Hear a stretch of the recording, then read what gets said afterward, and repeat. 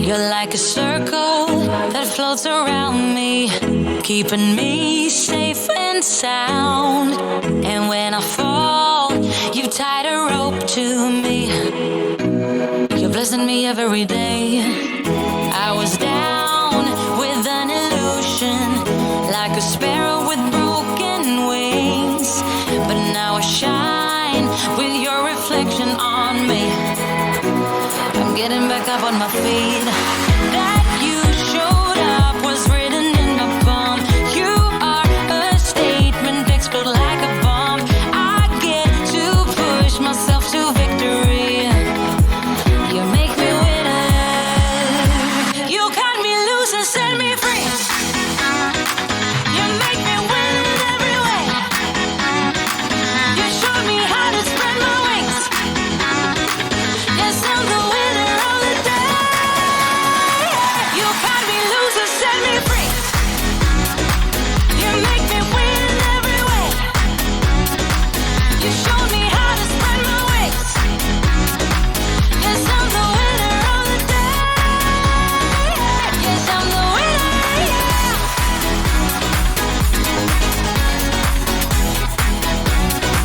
'Cause I'm the winner, yes.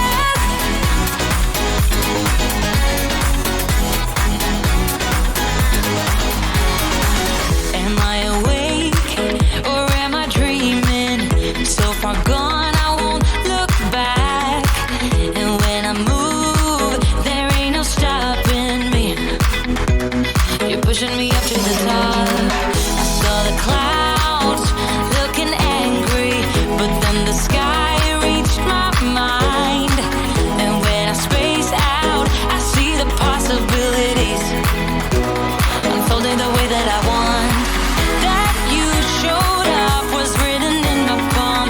You are a statement, explode like a bomb. I get to push myself to victory. You make me winner. You cut me loose and set me free. You cut me loose. You make me win in every way. Win in every way. You show me how to spread my wings. Yes, I'm the winner of the day. You cut me loose and set me free. You make me win in every way. You show me how to spread my wings. Yes, I'm the winner of the day. Yes, I'm the winner, yeah.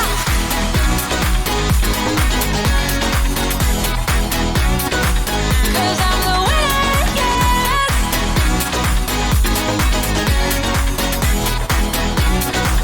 'Cause I'm the winner, yeah, yeah, yeah. Ooh. Yes, I'm the winner, yeah. You are watching a Look live streams production of the Syntex Pond broadcast of Lorena Leopards football. Customer service, higher loans, and great retail prices. That's Syntex Pond. By Billy Kelly, CPA, structure planning, estate planning, compliance, and accounting. That's Billy Kelly, CPA. By Jesse Britt Automotive, discounting your price, not your service. By Lynn's Pharmacy Hewitt, service you deserve from neighbors you trust. By Toby's Auto Sales, your Waco family-owned and operated pre-owned dealership. By CF Supply Inc., built with CF Supply. By H&M Landscape and Sprinkler, your one-stop shop for commercial and residential landscaping. By Butter My Biscuit Cafe, scratch-made Southern style.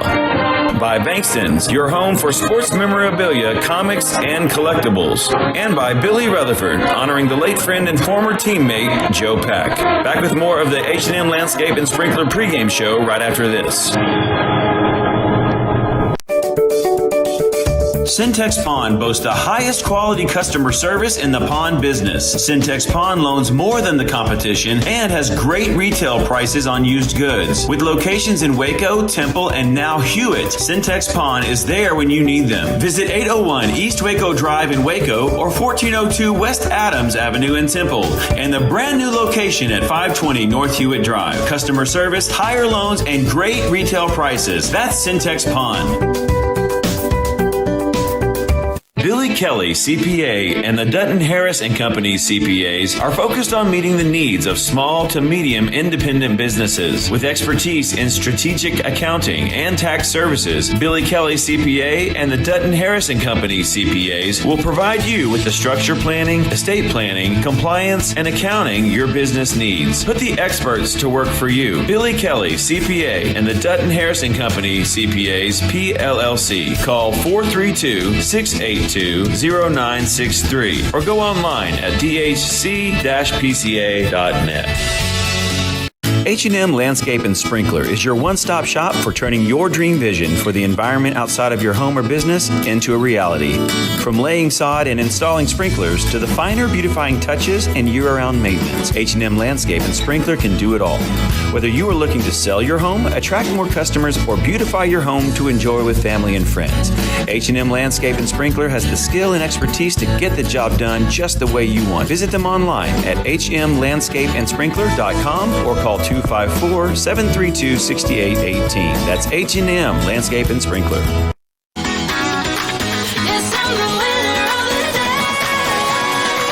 Hello, everybody. David Gibson and Ray Bowles here in our H&M Landscape and Sprinkler pregame show. Coach, welcome in. And before we kind of get into this week, I want to give you, I know it's never probably time to reflect until maybe the end of the season, but did you have a chance to reflect after Friday night? A little bit, David, but not a ton. I'll be honest with you. We're kind of still in the thick of the battle as far as we're concerned. A lot of things are going on, and we're doing everything we can to continue that process. So, yeah, we're in a routine now. So, once one game is over, we're on the film and we're breaking it all down. We're ready for the next one. So, no, I guess it's like you said, at some point in time, hopefully a long time from now, we'll take a deep breath and look back at what's happened. But, right now we still got an awful lot of crops to grow. So we're out there peeling away. So, Coach, saw on KWTX that Elijah Charlie was the classroom champion recently.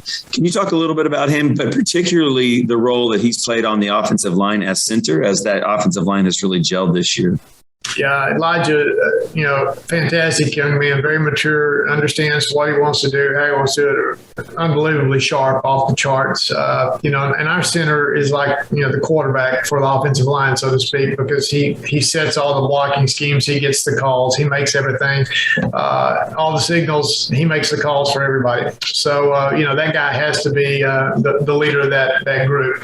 And Elijah certainly is, not only of that offensive line, but of one of our leaders in our football team. Again, tremendously funny young guy too. He's a lot of fun to be around. A lot of these guys are really great kids. People just see them play football. They don't have the opportunity to, day in and day out, bump shoulders with them and, how's it going and find out what's really going on in their life. It's I'm blessed to be in a situation where I can do that. But anyway, Elijah, tremendous athlete, outstanding young man, and no doubt, very bright future.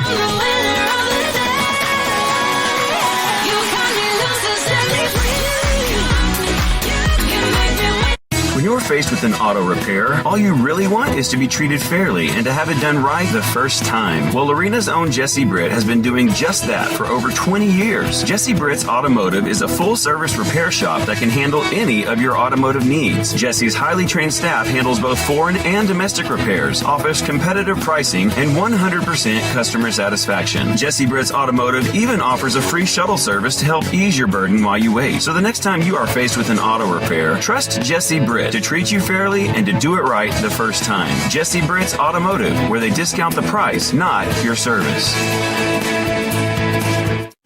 Did you know that half of Americans who use mail-order pharmacy miss their medications due to late delivery?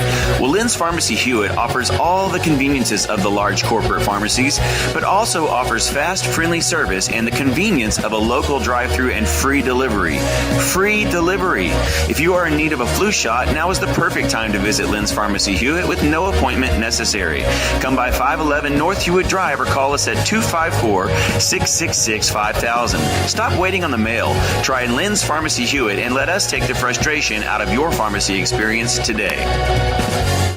For over 40 years, CF Supply Inc. has been serving the interior commercial construction industry needs of Texas. We are a quality supplier of drywall, metal framing, Armstrong acoustical ceilings, joint compound, and commercial wood and metal door openings. We are also a proud distributor of major brands such as Armstrong Ceiling Systems, Schlage, Von Duprin, Sargent, Corbin Russwin, and LCN. Contact CF Supply Inc. today for all of your interior construction needs. You'll find us online at cfsupplyinc.com. Build with CF Supply.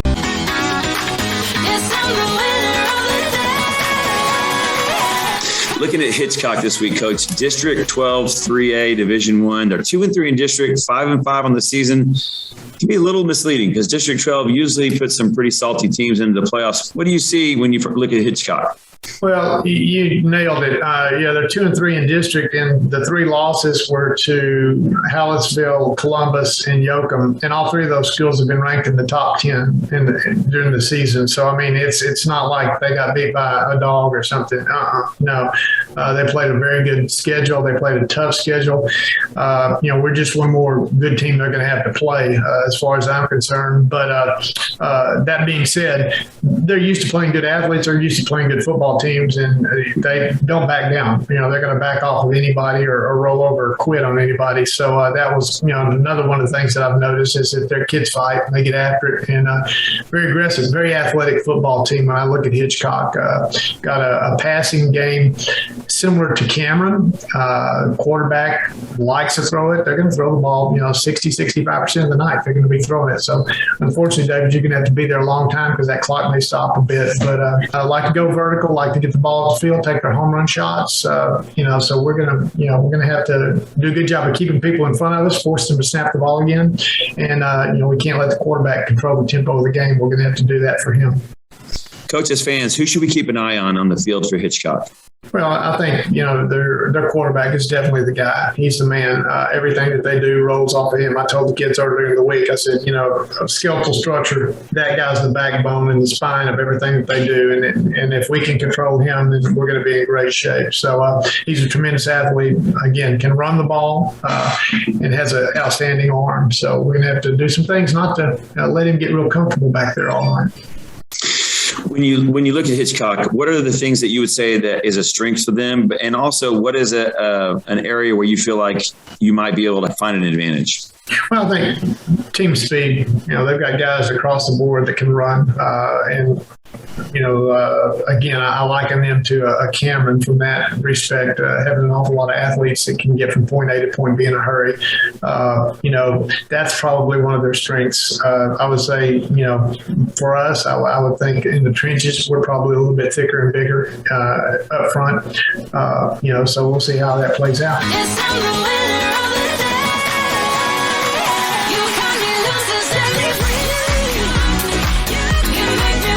What do games, sports memorabilia, and collectibles have to do with the best morning menu in the great state of Texas? You can find them all under the same roof at Butter My Biscuit Cafe. Owner Lee Bankston has built a menu around her hot, fresh, always handmade biscuits that really is the best around. Butter My Biscuit Cafe is waiting for you 7 to 2 Tuesday through Friday, 10 to 2 on Saturdays.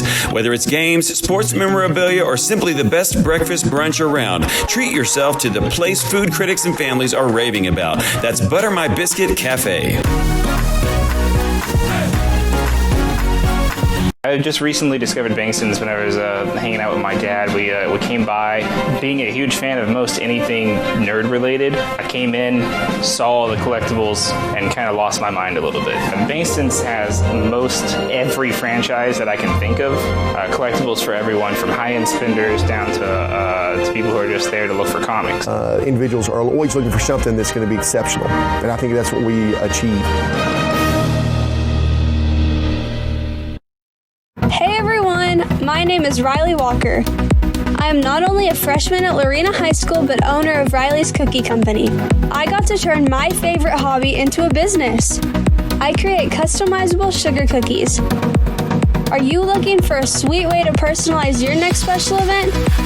Contact Riley's Cookie Co. on Facebook or Instagram to place your order. I look forward to working with you.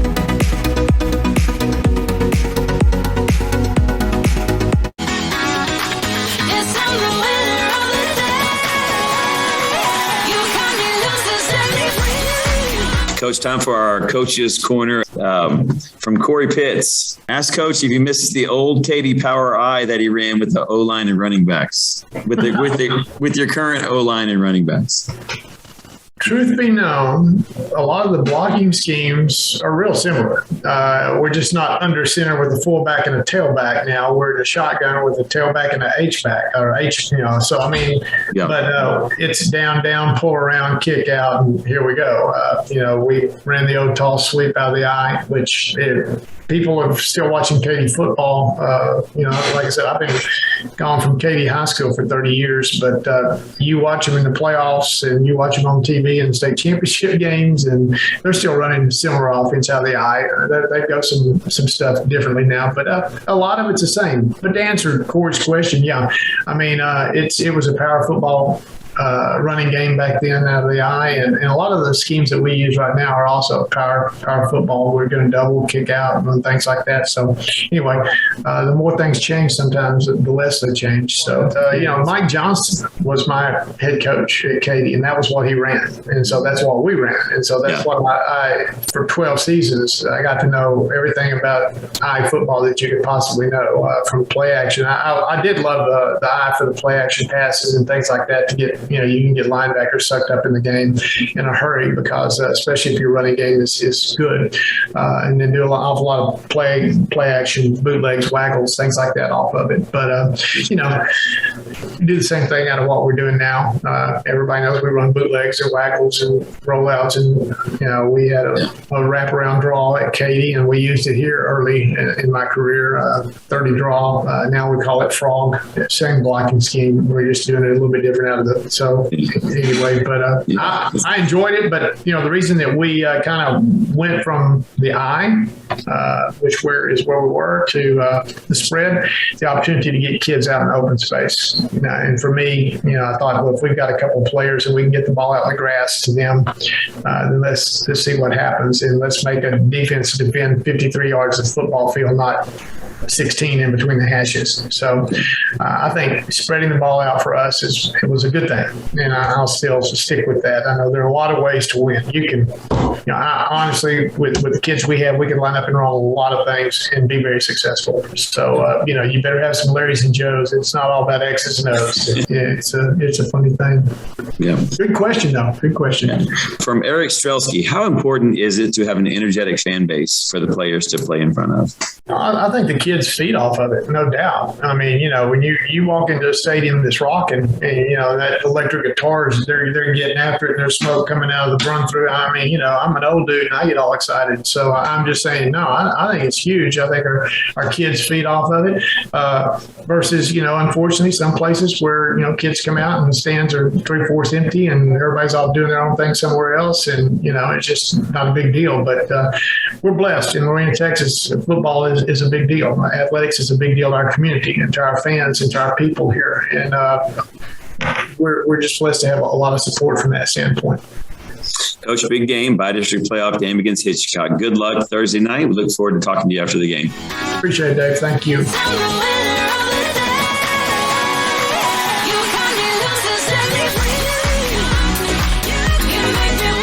Have driveway problems? Look no further than The Driveway Company. We deliver the highest level of professional service and care for each and every customer. We're trained, courteous, and take pride in our finished results. If you have a driveway, patio, pool, or other concrete problem, do what hundreds of other customers have already done. Trust the experts and schedule an appointment today to find out what The Driveway Company can do for you.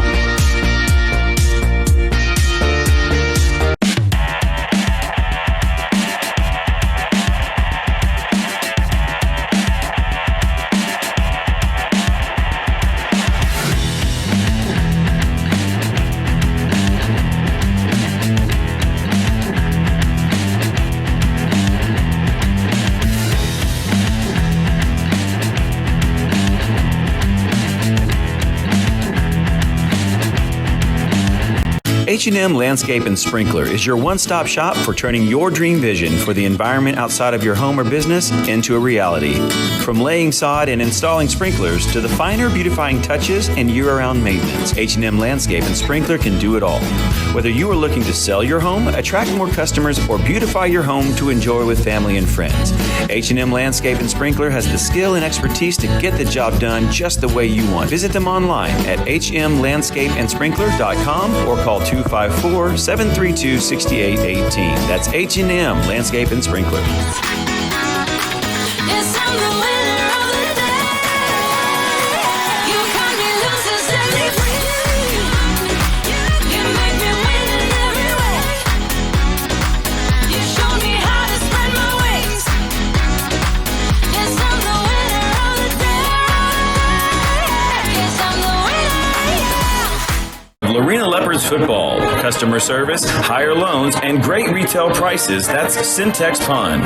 By Billy Kelly, CPA, structure planning, estate planning, compliance, and accounting. That's Billy Kelly, CPA. By Jesse Britt Automotive, discounting your price, not your service. By Lynn's Pharmacy Hewitt, service you deserve from neighbors you trust. By Toby's Auto Sales, your Waco family-owned and operated pre-owned dealership. By CF Supply Inc., built with CF Supply. By H&M Landscape and Sprinkler, your one-stop shop for commercial and residential landscaping. By Butter My Biscuit Cafe, scratch-made Southern style. By Bankston's, your home for sports memorabilia and collectibles. And by Billy Rutherford, honoring the late friend and former teammate Joe Pack. Back with more of the H&M Landscape and Sprinkler pregame show right after this.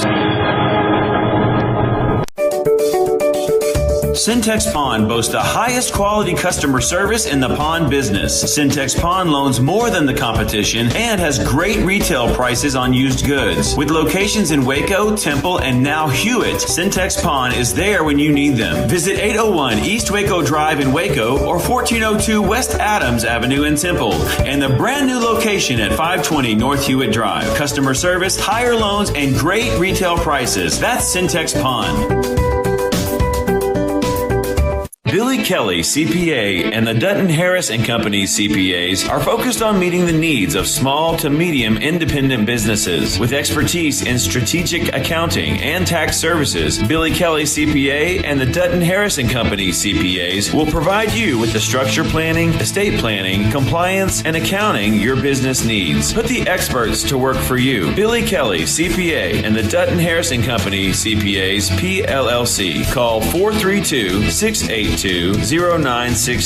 or go online at dhc-pca.net.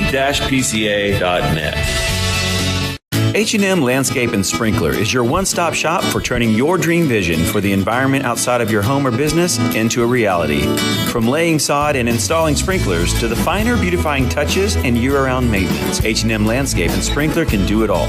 Whether you are looking to sell your home, attract more customers, or beautify your home to enjoy with family and friends, H&M Landscape and Sprinkler has the skill and expertise to get the job done just the way you want. Visit them online at hmlandscapeandsprinkler.com or call 254-732-6818. That's H&M Landscape and Sprinkler. Yes, I'm the winner of the day.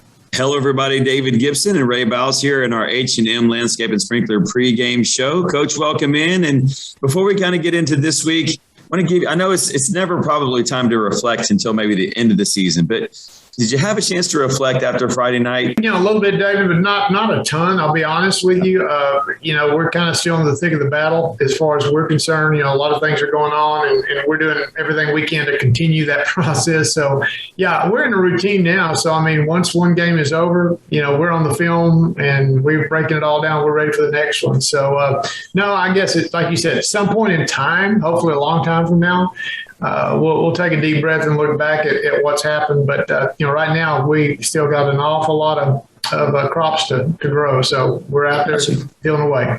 So, Coach, saw on KWTX that Elijah Charlie was the classroom champion recently. Can you talk a little bit about him, but particularly the role that he's played on the offensive line as center, as that offensive line has really gelled this year? Yeah, Elijah, fantastic young man, very mature, understands what he wants to do, how he wants to do it. unbelievably sharp, off the charts. And our center is like, the quarterback for the offensive line, so to speak, because he sets all the blocking schemes. He gets the calls. He makes everything. All the signals, he makes the calls for everybody. So, that guy has to be the leader of that group. And Elijah certainly is, not only of that offensive line, but of one of our leaders in our football team. Again, tremendously funny young guy, too. He's a lot of fun to be around. I mean, a lot of these guys are really great kids. I mean, people just see them play football. They don't have the opportunity to, day in and day out, bump shoulders with them and, how's it going, and find out what's really going on in their life. It's I'm blessed to be in a situation where I can do that. But anyway, Elijah, tremendous athlete, outstanding young man, and no doubt, very bright future.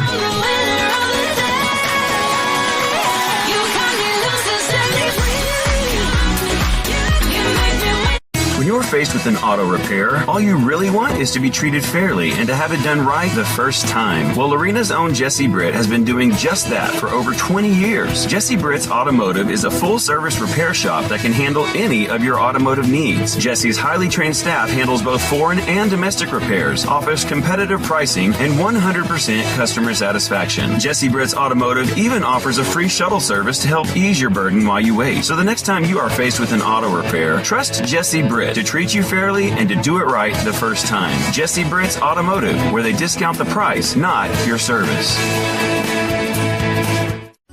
Did you know that half of Americans who use mail-order pharmacy miss their medications due to late delivery? Well, Lynn's Pharmacy Hewitt offers all the conveniences of the large corporate pharmacies, but also offers fast, friendly service and the convenience of a local drive-thru and free delivery. Free delivery! If you are in need of a flu shot, now is the perfect time to visit Lynn's Pharmacy Hewitt with no appointment necessary. Come by 511 North Hewitt Drive or call us at 254-666-5000. Stop waiting on the mail. Try Lynn's Pharmacy Hewitt and let us take the frustration out of your pharmacy experience today. For over 40 years, CF Supply Inc. has been serving the interior commercial construction industry needs of Texas. We are a quality supplier of drywall, metal framing, Armstrong acoustical ceilings, joint compound, and commercial wood and metal door openings. We are also a proud distributor of major brands such as Armstrong Ceiling Systems, Schlage, Von Duprin, Sargent, Corbin Russwin, and LCN. Contact CF Supply Inc. today for all of your interior construction needs. You'll find us online at cfsupplyinc.com. Build with CF Supply.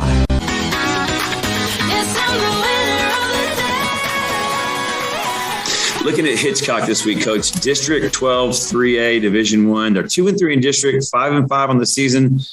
Can be a little misleading because District 12 usually puts some pretty salty teams into the playoffs. What do you see when you look at Hitchcock?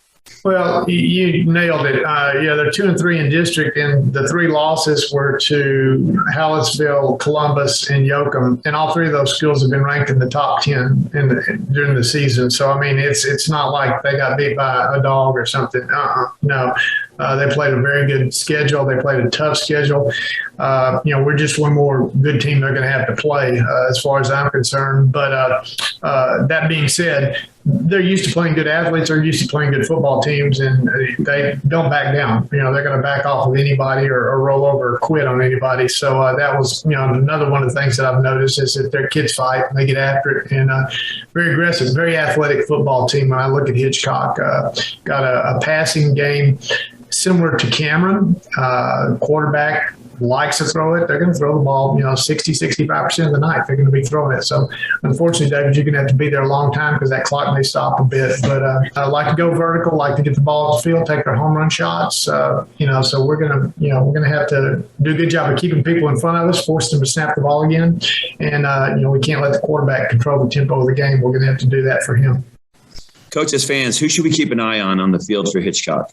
Well, I think, their quarterback is definitely the guy. He's the man. Everything that they do rolls off of him. I told the kids earlier in the week, I said, a skeletal structure, that guy's the backbone and the spine of everything that they do. And if we can control him, then we're going to be in great shape. So he's a tremendous athlete. Again, can run the ball and has an outstanding arm. So we're going to have to do some things not to let him get real comfortable back there all night. When you look at Hitchcock, what are the things that you would say that is a strength for them? And also, what is an area where you feel like you might be able to find an advantage? Well, I think team speed, they've got guys across the board that can run. Again, I liken them to a Cameron from that respect, having an awful lot of athletes that can get from point A to point B in a hurry. That's probably one of their strengths. I would say, for us, I would think in the trenches, we're probably a little bit thicker and bigger up front. So we'll see how that plays out.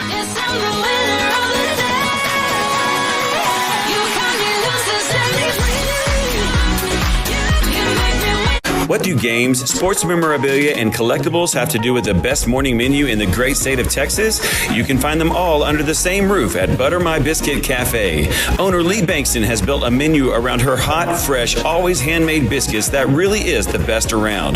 Butter My Biscuit Cafe is waiting for you 7 to 2 Tuesday through Friday, 10 to 2 on Saturdays. Whether it's games, sports memorabilia, or simply the best breakfast brunch around, treat yourself to the place food critics and families are raving about. That's Butter My Biscuit Cafe. I just recently discovered Bankston's when I was hanging out with my dad. We came by. Being a huge fan of most anything nerd related, I came in, saw the collectibles, and kind of lost my mind a little bit. Bankston's has most every franchise that I can think of. Collectibles for everyone, from high-end spenders down to people who are just there to look for comics. Individuals are always looking for something that's going to be exceptional, and I think that's what we achieve. Hey everyone, my name is Riley Walker. I am not only a freshman at Lorena High School, but owner of Riley's Cookie Company. I got to turn my favorite hobby into a business. I create customizable sugar cookies. Are you looking for a sweet way to personalize your next special event? Contact Riley's Cookie Co. on Facebook or Instagram to place your order. I look forward to working with you.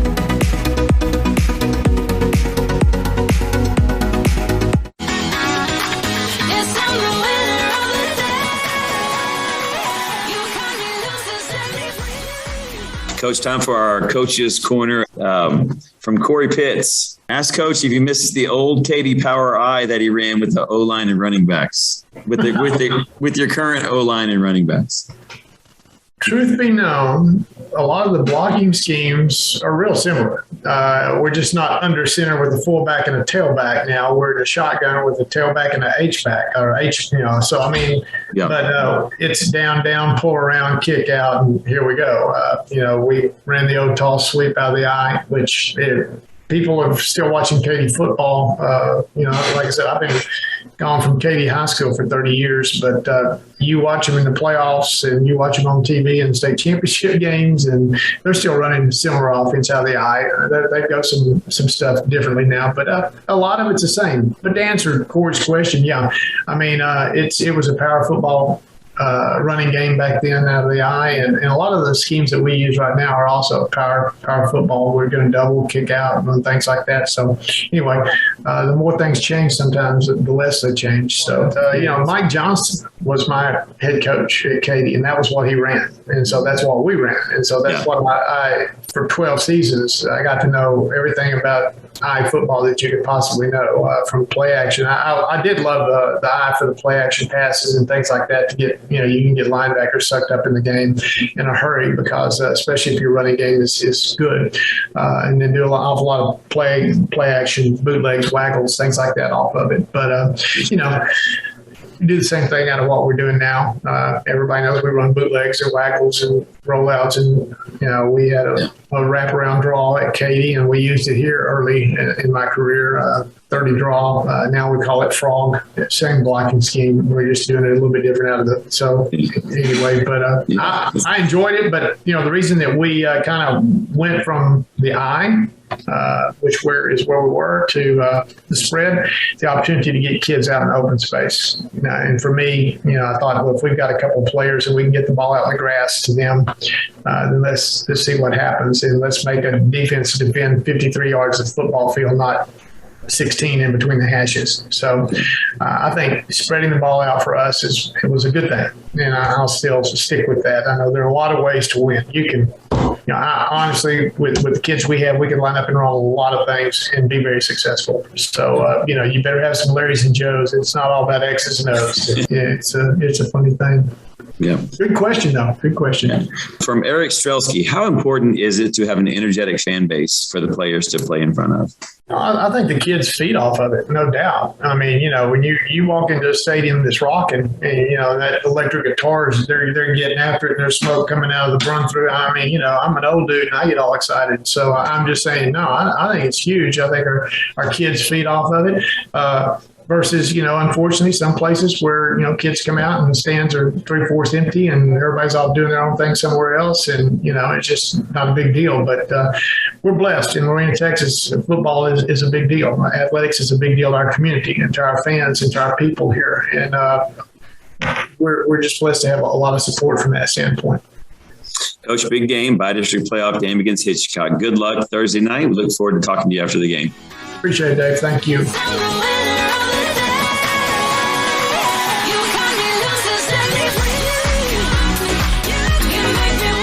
Have driveway problems? Look no further than the Driveway Company. We deliver the highest level of professional service and care for each and every customer. We're trained, courteous, and take pride in our finished results. If you have a driveway, patio, pool, or other concrete problem, do what hundreds of other customers have already done. Trust the experts and schedule an appointment today to find out what the Driveway Company can do for you.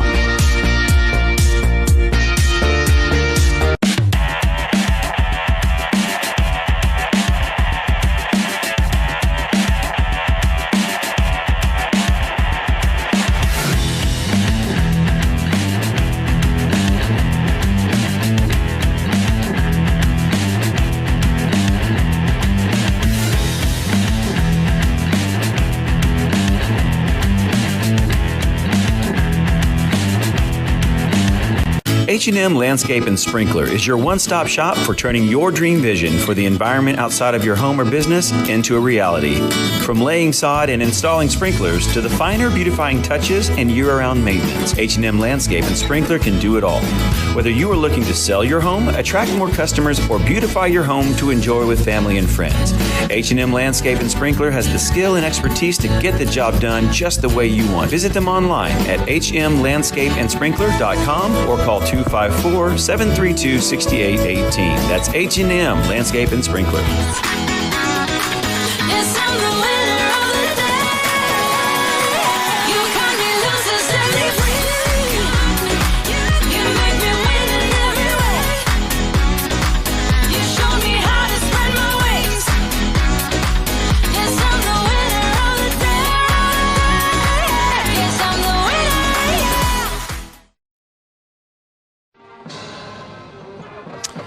And you are looking live at Montgomery ISD Stadium, site of tonight's Class 3A Division I Region 3 bi-district playoff game between the District 11 champion Lorena Leopards and the District 12 fourth-place finisher, the Hitchcock Bulldogs. Hello, everybody. David Gibson and alongside Jared Brown here in our H&M Landscape and Sprinkler pregame show. Glad to be with you guys. Thanks for joining us. We're out here in the seats tonight with some of the rest of the Lorena community, but it's a beautiful evening for football. And Jared, the 64-team tournament, we got four games to get to the Final Four. 5 gets us to Jerry World, but really the only one that matters is this game here tonight. Yeah, David, I think that if you get into that coach speak a little bit, they would say you want to go 1-0 each week. So, yes, we can look at that big bracket and go, oh, my gosh, it's a real thing. But I guarantee the Leopards are focused on one thing, and that's going 1-0 tonight. Yeah, and so speaking of this game, you've got a situation where this game's really about Lorena's balance versus Hitchcock's hero. Definitely. I mean, you look at Hitchcock's quarterback, number 8, Christian Dorsey, being recruited by some D1 schools, is getting some looks. He's got an extremely live arm, can throw it anywhere on the field, and he's also got speed to burn with his feet if the play breaks down. And I know they've also got some designed runs for him in their offense as well. So the Leopards are gonna have their hands full. Coach Snodgrass is going to have to dial up a lot of different things tonight, and this defense is going to have to play great football to contain Dorsey. It's a team that heavily leans on the pass. Coach compared them to Cameron, and that they want to test you with their vertical routes, throw the ball up, get you in a one-on-one situation, and hopefully make enough big plays to where they're able to come out on top of the football game.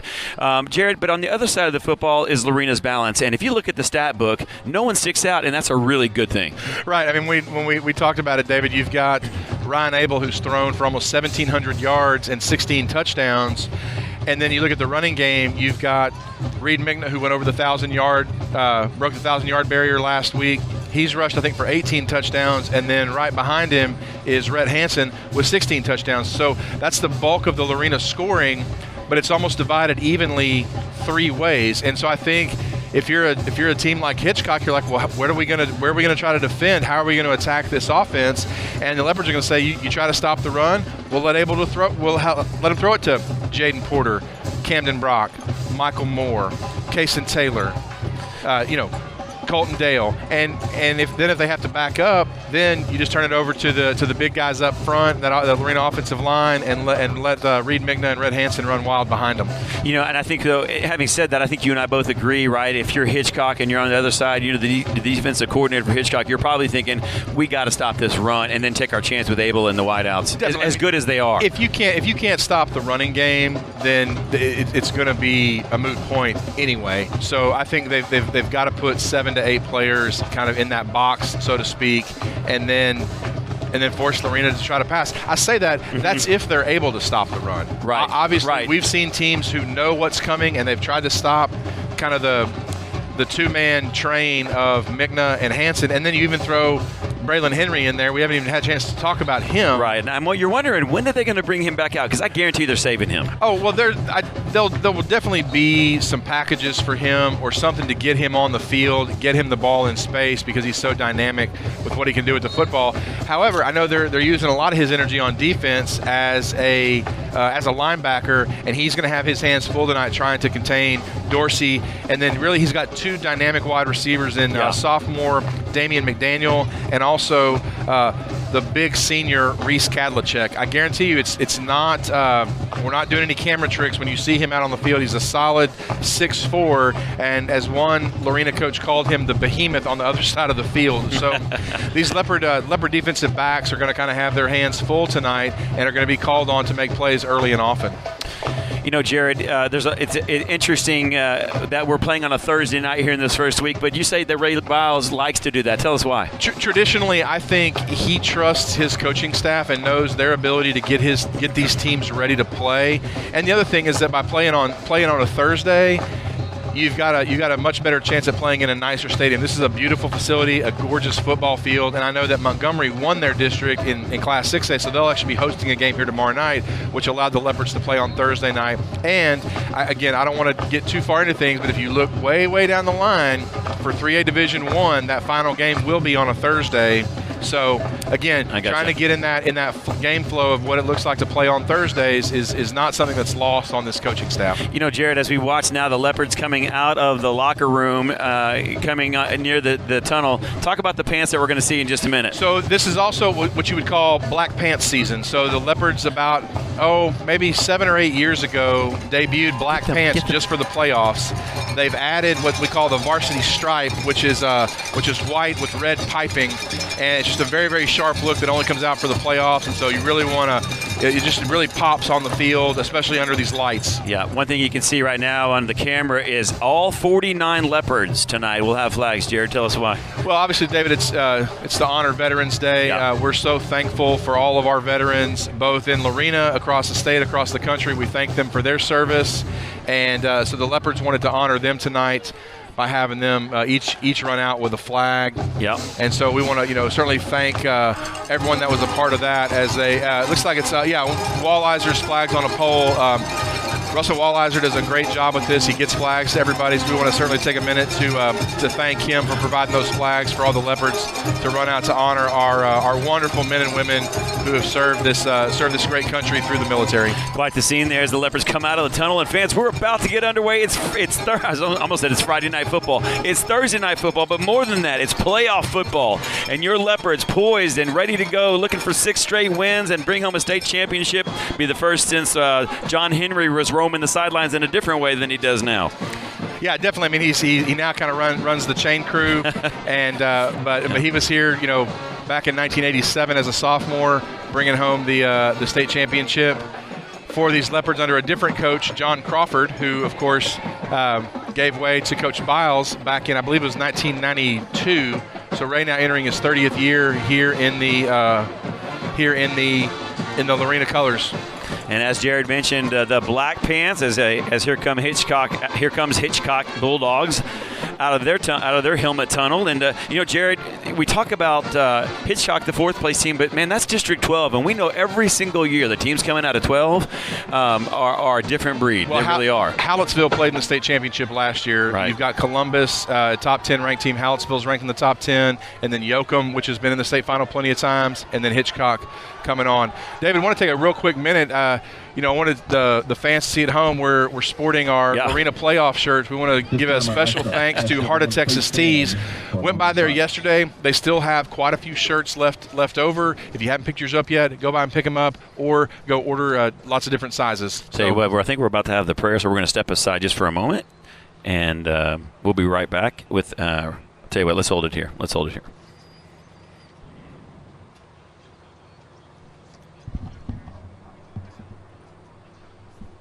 Thank you.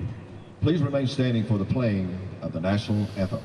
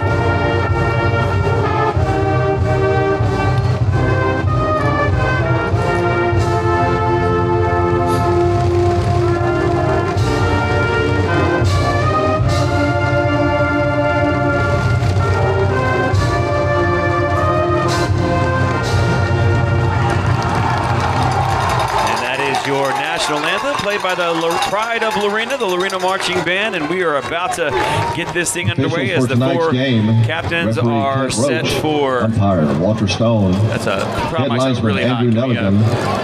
Yeah, there we go. So anyway, the team's set to come out onto the midfield there and get the toss. And of course, Elijah Turley was one of the things we talked about in our pregame show with Coach Biles, and he was featured on the KWTX Classroom Champion here recently, along with Drew Britton on the sideline, Reed Mickna, and let's see, that's Red Hansen as the Leopards step out. Love the way they do this. They walk out as a team to the numbers, and then the captains move out to the center of the field, showing solidarity there. And it's something that I think you see. I mean, Hitchcock doing the same thing. You see a lot of teams go into that as it's just kind of a way to include everybody. So looking across, I mean, looks like Hitchcock's only got about 31 players dressed out tonight, where when you look at the Leopard sideline, close to 50. And, of course, you got some JV kids who come up that may not get in the ball game, but nonetheless, it's just a great look to see such a full Leopard sideline.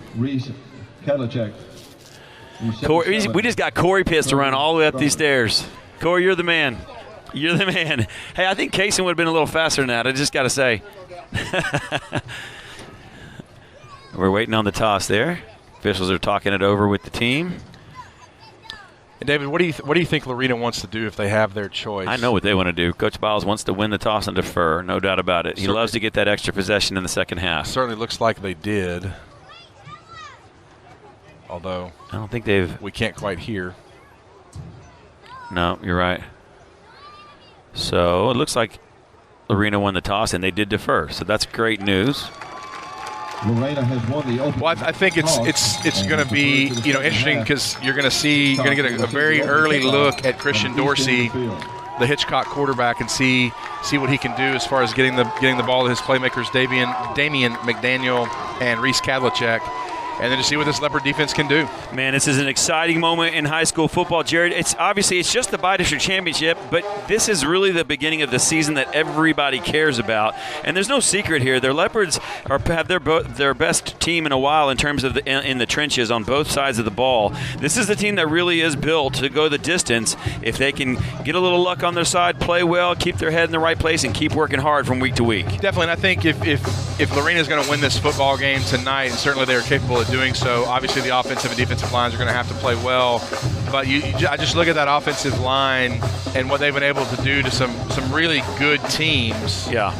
And just how they've been able to kind of really take over the game. And so that may be something that we see tonight. We certainly hope to see that and just see this team come out and play good, solid football for 48 minutes.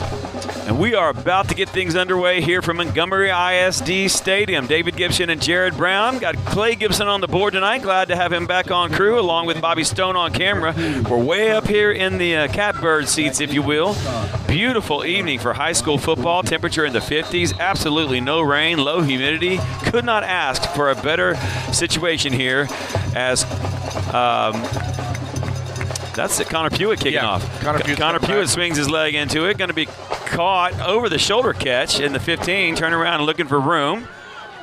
And then tackled up across the 25-yard line. That was Damian McDaniel, the wide receiver for Hitchcock. Yeah, interesting to see McDaniel want to catch that. It looked like Bryce Dorsey, who I'm guessing is the younger brother of Christian Dorsey, was set to catch it. McDaniel makes the catch and then gets up to the 25 before he's brought down hard by Braylon Henry. So great job by this Leopard kickoff team covering the speedy McDaniel.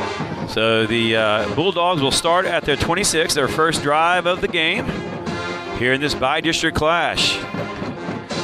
District 11 champion Lorena. Here's a toss. Cross the line of scrimmage, but then tackled quickly. Maybe a gain of one. Camden Brock there to chase him down on the edge. Just great job by Brock with the solo tackle, just wrapping up Damian McDaniel. And David, I think that's what we may see is that they're going to use McDaniel in the running game along with Christian Dorsey. McDaniel and Reese Kadlacek, the two wide receivers. And again, this is a team that typically likes to throw the ball. You can see Hadlacek there lined up at the right end, very tall. Tight formation, everybody bunched in here. Ball on the near side hash. Bulldogs rolling to the right. McDaniel's looking to throw. Downfield caught. First down. Across the 40 up to the 44-yard line. And that's a first down Bulldogs. Dorsey Christian, the quarterback. Yeah, Kadlacek on that catch. Colton Ferguson was trying to stay with him. And Kadlacek kind of got out a little bit, and Dorsey hit him on the run. He's able to pick up a big first down all the way out to the 43-yard line for Hitchcock. Dorsey waiting on the ball. Has it. He'll run this time. Got pressure right at the middle. He'll cut up, and he won't get anywhere as big Joe Gutshaw was there running him down from behind. He slips and falls for a 2-yard loss. Right, and you saw, obviously Gutshaw forcing Dorsey to kind of cut that ball up earlier than he'd like, and you had Cason Taylor and others waiting there, so Dorsey does the smart thing and just dives down, but a loss of almost 3 on the play. So Hitchcock now looking at a 2nd and 13. Dorsey waiting on it. Good-looking athlete, 6 foot, 170-pounder. Lost the ball across the middle. Caught again. Lorena territory. Caught at the 42. First down, and you really get a good shot there, Jared, of his live arm. Yeah, I think it's kind of caught these Leopards off guard where they've been in decent coverage, not expecting the ball to get there that fast. But he fired a bullet in there to Damian McDaniel, who makes the catch for another Hitchcock first down. In the backfield now for the Bulldogs, Jamarcus Davis. He's about 5'7" and a load. He's tougher to bring down. Certainly not he's a good back, but he's short, low to the ground, and he carries a load in there. You're looking for him. He bounces it out to the outside, slips the tackle, runs forward for a gain of about 5.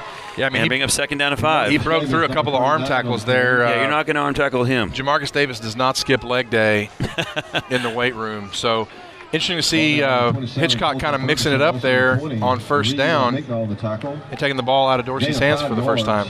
Breaks up 2nd down and 5. 2nd and 5 for the Bulldogs.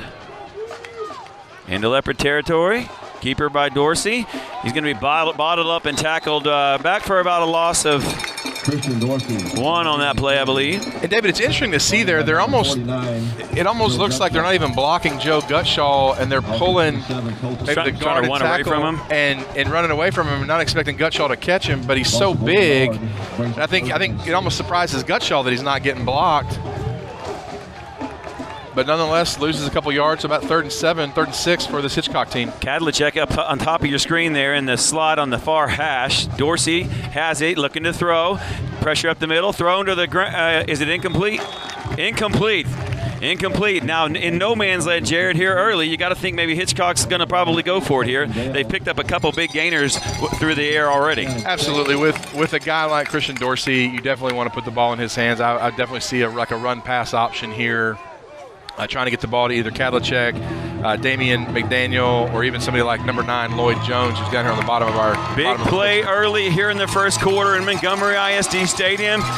Lofts the ball downfield, one-on-one situation. It's there. It is incomplete. Turnover on downs, and the Leopards hold. And really, I mean, that was one of those situations. I believe that was Colton Dale over there. As we take a look at the CF Supply replay, he gets his head turned around just at the last minute and is able to push McDaniel out of bounds, and that ball falls incomplete. And the Leopards are going to take over on downs, and a huge defensive stop here on this first drive of the game. Well, we're going to get a real quick look at the Leopards' offensive philosophy here. If they're wanting to drive the tight formation here, only one wide for the Leopards. Pitches it to Migna. Migna runs forward, and he's going to be tackled for no gain. Flag down. You got to wonder if maybe that's offsides where it was thrown. Jordan Jones, it seemed like he was in the backfield before the ball was even pitched to Migna. Yeah, I agree. And I think it looks like they're really a good job by Jones, and then number 77, Trevor Strother. Yeah, and that is the call, offsides. So that's good. That'll make us in a short yardage situation for the next first Jesse Britt Automotive first down. 8:16 on the clock here in the first quarter from Montgomery ISD Stadium. Leopards won the toss, deferred, and turnover on downs. Abel, play action. Throws the ball downfield, has a man down there. It's overthrown, and there's a flag down, and again, they were holding Porter, or he would have been racing into the end zone. Right, it looked like two guys both had a hold of him. That was McDaniel, and also, I believe that's number 32, Taron Elam, and probably going to get a pass interference call here. No, just a holding call, so it'll just be a 10-yard penalty, but it will give the Leopards their first Jesse Britt Automotive first down of this ball game. I'm digging the pants. I'm telling you, and adding the stripes this year really makes it look good. By the way, that first drive for Hitchcock, 4 passes, 3 runs, turnover on downs. No scoring. That is your Toby's Autos drive recap. Here's Abel. Here's another situation. Offsides this time. Yeah. Going to be tackled for a loss in the backfield, but there's no wonder why. And I tell you, you're getting a real good look, Jared. It's almost like they're coming on run blitz or something. They're definitely trying to get there before the play gets going. And that's going to be offsides on Jordan Jones again. But I think what you have is a lot of times the Leopards, Elijah Turley snaps the ball on the clap from Ryan Abel. And so he's trying to time that, but it almost looks like after Abel claps, then Turley waits for a second, and they're going to do it again. That's the third time now. Free play, ball thrown downfield, got a man there, overthrown, incomplete. Porter and Case and Taylor, I believe, were in the area, and incomplete. But you're right, Jared. And what do you think about this so far? I've never seen a team come out like this. Well, I think they understand really quickly that they've got to find a way to stop Reed Migna, and the best way you're going to do that is by trying to get around the edge and not let him get outside. And so he's just trying to time the snap count, kind of throw the Leopards off a little bit. Luckily, the offensive line is staying disciplined and not moving early, which is allowing the Leopards to pick up these yards via penalty. Now down inside the Hitchcock 40. Here we go. Ball is the 38. And they're playing way off of Michael Moore down here on the near side. Yep. Same with Camden Brock on the far side. Taylor in the slot. That's Camden Brock at the top of your field. Migna and Abel in the backfield. Abel waiting on the snap. He's got it. Hands it off to Migna. Sorry about that. I completely missed that. A fake, and then they threw to Brock on the slant there. Incomplete, threw it behind him. Yeah, just a little bit high and behind him, but they had everybody fooled. And so now you kind of see, we talked about in the pregame, David, what was Hitchcock going to do? It seems to be they are kind of going all in to stop the run here on this first drive. Here we go, 2nd and 10. Abel has it, getting pressure. Screen pass. Caught. Migna 30, Migna 25. Brings him down inside the 20, but not before he picks up a big Jesse Britt Automotive first down. Yeah, just a great play call there by Steve Hoffman. As we take a look, David, at the CF Supply replay, Migna makes the catch and then kind of avoids some tackles, gets out there on his blockers, and is brought down by Lakeith Washington, who kind of saves a touchdown there. Leopards come to the line of scrimmage. Camden Brock, Jaden Porter, Kaysen Taylor all here to the bottom of your screen. They give it off to Migna again, looking to run. He's right up the middle, 10, 5, touchdown Leopards. And David, we talked about the left side of that offensive line. Riley Boozer, Cody Disserens, and then Elijah Turley as we look at the CF Supply replay. And then great blocking by Caleb Blanick out there on the tight end to kick his guy out, which sprung Migna. You know what? We got a flag, and it's coming back. Wow, we certainly didn't see that flag thrown during the course of the play. So, and you got to think it's going to be holding. Definitely, where it was thrown, it's couldn't be anything but holding. That's going to bring it all the way back to the 28. Holding against Lorena be a 10-yard penalty. Bring up first down and 20. Tell you what, there's been so many penalties on this first drive. I'm not even sure how many actual plays it's been. Trying to keep that drive stat summary there. Abel has it. Going to hand it off. Running tough inside, big hole 20, 15. Picks up a big 13-yard gain there, a 14-yard gain on first down. And Reed Migna with a nasty stiff arm as he gets all of the penalty yardage back. Leopards looking to kind of go some up-tempo here. Porter alone here on the bottom of your screen. Michael Moore up top. Abel looking Porter's way. Now he's going to drift to his left. Throws the ball down. Caught by Moore inside the 10, down inside the 5, first down Leopards. Hey, David, I really, Abel had plenty of room to run there. Michael Moore. As we take a look at the CF Supply replay, plenty of room all over the left side, but he waits for Moore to get open and then fires a bullet in there. And Leopards now have the ball inside the 5-yard line, first and goal. And you kind of almost want to look around for a flag before you say anything. You're right. Camden Brock lined up left there. Blanick on the near side, so two tights here. One back in the backfield is Migna. Porter now will make it 2. Abel has it, gives it to Porter. Looking for room, bounces it outside, 5. Porter fighting for the end zone, and he'll get it. Touchdown, Leopards. Yeah, Jaden Porter just said, I'm going to be a bigger man than you are, Lloyd Jones, and just ran over him as he went into the end zone. Kind of interesting because he's got what I heard someone call the Motel 6 towel hanging out of his pants, and it looked like somebody grabbed onto that, but Porter was still moving, and he runs into the end zone for the big Lynn's Pharmacy Hewitt touchdown as the Leopards take an early 6-0 lead. Extra point here to come.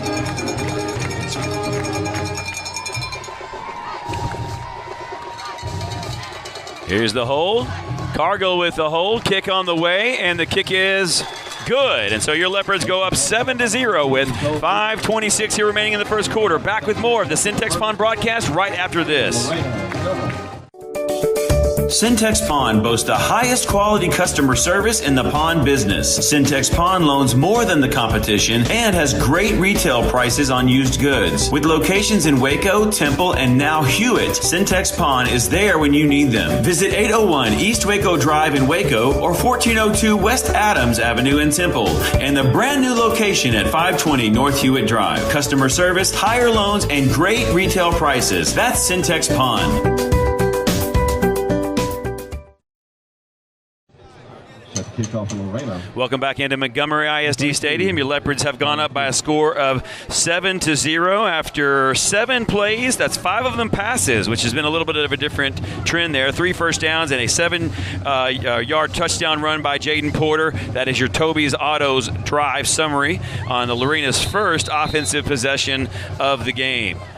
Set to kick off for the Leopards again for the second time this evening is Connor Pewitt. Connor swings his leg. Nice high over-end kick. End-over-end kick caught at the 9. Looking for room. Pauses. Trying to find an edge, and he dives forward up near the 20-yard line. And Connor Pewitt's there to make sure he doesn't go any further. How about that? Kicking it off and making the tackle. Well, Pewitt does play some linebacker on defense, and so he's certainly not not immune to going down and making some contact. He had to be real careful there, as he was real close to that being a late hit on, I believe that was number 4, Bryce Dorsey, who I'm guessing is the younger brother of Christian Dorsey. Yeah, I think you're probably right about that. Nonetheless, Hitchcock's going to take over at their own 20. Kadlicek to the bottom of your screen. Keep an eye on him. There's Dorsey. He throws the ball behind his intended receiver. Incomplete. 2nd and 10. Yeah, tough catch for Damian McDaniel to make. It was kind of low and behind him. But really credit that Leopard defensive line for kind of pressuring Christian Dorsey and making him get that ball out quickly. Of course, Bulldogs out of District 12, and you always have a lot of respect for that district. So just because they're a 4th place finisher doesn't mean that's not a talented football team. Here's some pressure in the backfield. Thrown backwards. That's a fumble. They'll have to pick it up, and then it'll be tackled for no gain. Great job of the Leopards defense. They're going to result in a big loss. Yeah, Kaysen Pitts coming off of his defensive end, and the Leopards were blitzing there. Braylon Henry coming off the edge as well. Pitts got through and had a solid hit on Christian Dorsey, who kind of whipped around, threw the ball back behind the line of scrimmage to Bryce Dorsey, who dropped it, had to pick it up. But the end result is about a loss of 5 on the play, make it 3rd and 15. Well, credit Dorsey for trying to make something out of nothing there. He was immediately met by a Lorena defender. Here he is again. He's going to step up. Joe Gutshaw's there. He slips away from him. Gets across the original line of scrimmage, but he'll be tackled well short of the 1st down, and that should bring up another 4th down situation for the Bulldogs, and it does. Yeah, excellent job by Gutshaw getting penetration there and forcing Dorsey out of the pocket, and then chased down by Baxter Bankston and Colton Ferguson. I tell you, Dorsey's a little slow to get up over there, hobbling on that wheel, and I guarantee you they do not need to lose him. That'd be about like the Leopards losing their entire offensive line. He is the straw that stirs the drink for them, no question about it.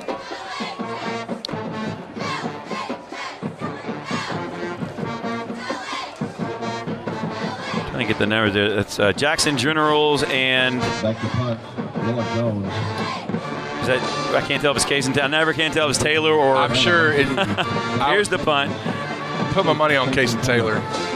We'll find out soon. Caught at the 47, coming to the near side 40, 35-30. Going to be knocked out of bounds, and it is the mighty Kaysen Taylor at the 25-yard line. Great starting field position for the Leopards. And David, we talked about it on the way down here. Where could you see some different Leopards making an impact on the game? And it was on special teams having a big punt return.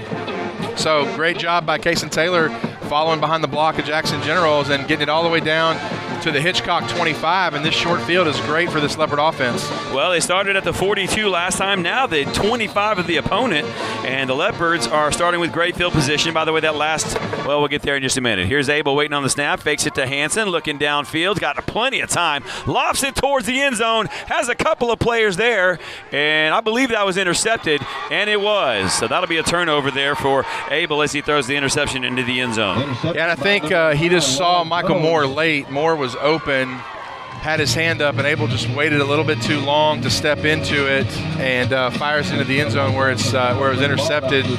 So Hitchcock will take over at their own 20. It's going to be interesting to see this develop, because typically in District 11, when we threw the ball up there, somebody was about to get mossed. I mean, Michael Moore, Jaden Porter, they were going to go up over it and get the guys, but we're going to start running into some athletes where you're not going to be able to do that. Well, and again, with Brock down there in the area, his defender was there as well, and you just can't throw it into that kind of coverage and expect a whole lot of good to come out of it. Dorsey alone in the backfield. Flags fly. Going to be a false start. Jared, when we can, let's get the Drive Company stats update here in just a moment. I want to remind you guys that all stats updates are brought to you by the Driveway Company, your one-stop opportunity for concrete repair and maintenance needs. 3:11 on the first quarter clock. David Gibson, Jared Brown have watched your Leopards jump out to a 7-0 lead as the officials are sorting out the situation here on the field. Well, so far, Hitchcock's run 11 plays for 40 yards, 35 passing, 5 rushing. Leopards have only run 5 plays because of penalties for 48 yards, and, of course, the touchdown by Jaden Porter. 1st and 10. Dorsey's going to decide to step up and run. He's going to be met by 3 Leopards, and he gets nowhere. In fact, he'll lose a yard. Yeah, solid job by Cody Thorne and Camden Brock. Number 79, to really just not be fooled on that play. And, man, when Cody Thorne tackles you and lands on top of you, it's going to take a minute to catch your breath. Yep. The big There's senior, a bunch of those on that big senior defensive lineman just really does a job plugging the middle. Camden Prock, Kason Pitts there on the interior. Here's Dorsey.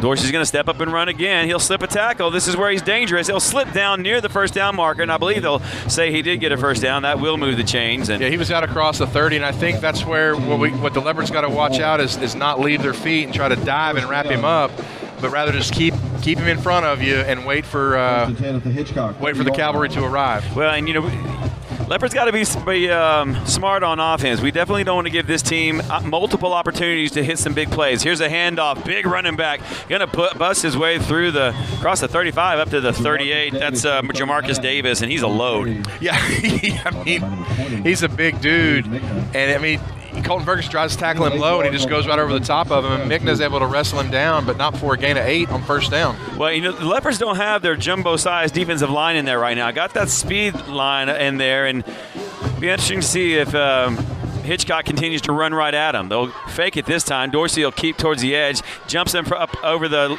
first down marker way up near the 50, but a flag flies in there. It looks like where there might be a hold. Yeah, it looked like they pulled their left guard, and it was just a kind of a QB follow by Christian Dorsey on that. And it is going to be a holding call, and I think that's what the umpire is trying to explain to the Hitchcock offensive line. Not sure if it was Robert Boyson, number 62, who was guilty of the infraction or not, but I think explaining to him why he threw the flag. It's going to back him up 10 yards, so they'll replay second down from about the 28-yard line. Definite size advantage, if you will, for what I see on the field right now for the Leopards defensive line, but you got, timeout. Cody Thorne and Gutshaw in the middle. We got a timeout. I'll tell you what, we'll take one here in the booth. 1:16 left in the first quarter. Leopards up 7-0. Right back with more of the Syntex Pond broadcast of playoff football right after this.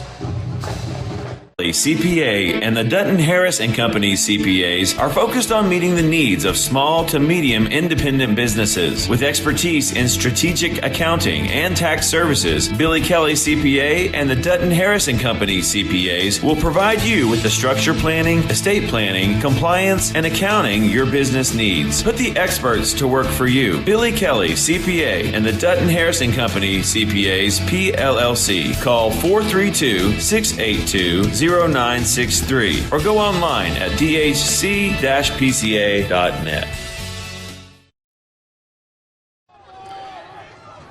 Welcome back into Montgomery ISD Stadium. First round of the playoffs here in Texas high school football.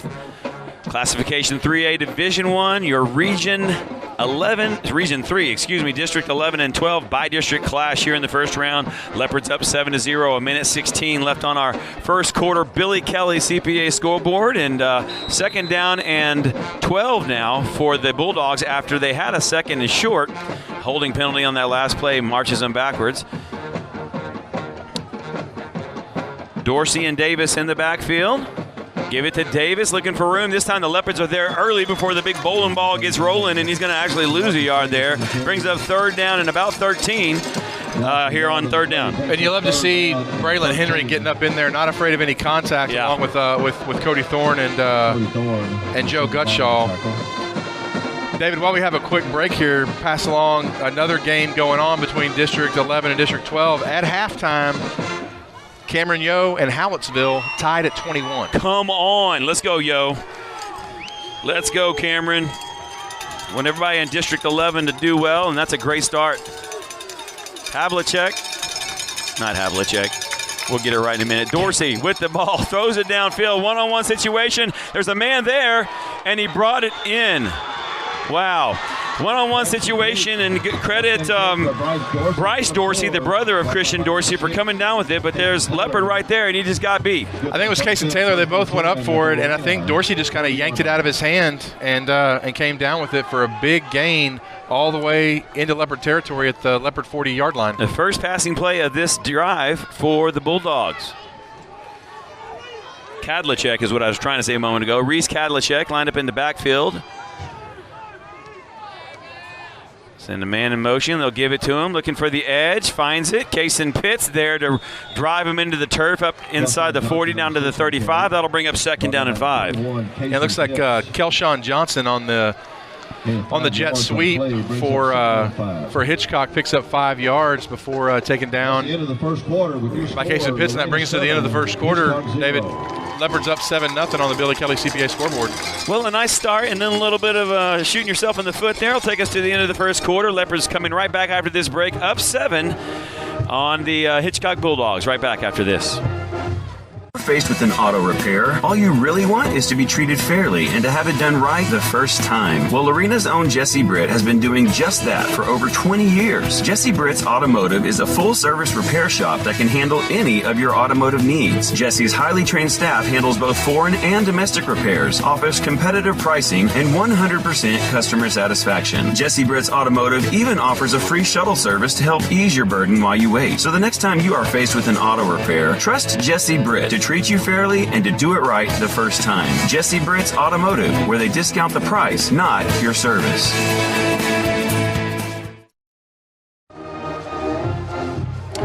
And welcome back into Montgomery ISD Stadium. Davey Gibson and Jared Brown up high in the bleachers, along with Clay Gibson on the board. Bobby Stone on camera as the Bulldogs now inside Leopard territory. Probably their best drive of the evening so far, the young evening so far. Ball in the 35, 2nd and 5. Leopards up 7-0. Cody Thorne back in there in the middle of the defensive front. Pressure as Dorsey looks to run. He gets a block, slips a tackle, but it'll be ankle tackled just past the first down marker by Braylon Henry, I believe, and that'll bring up, Colton Dale, and that'll bring up a 1st and 10 inside the 30. Yeah, and Henry was in there really kind of making what would have been a touchdown-saving tackle, and at that time, David, Hitchcock pulled their guard, and then Christian Dorsey followed Jamarcus Davis, so essentially like having 2 offensive linemen in front of you as he picks up the first down.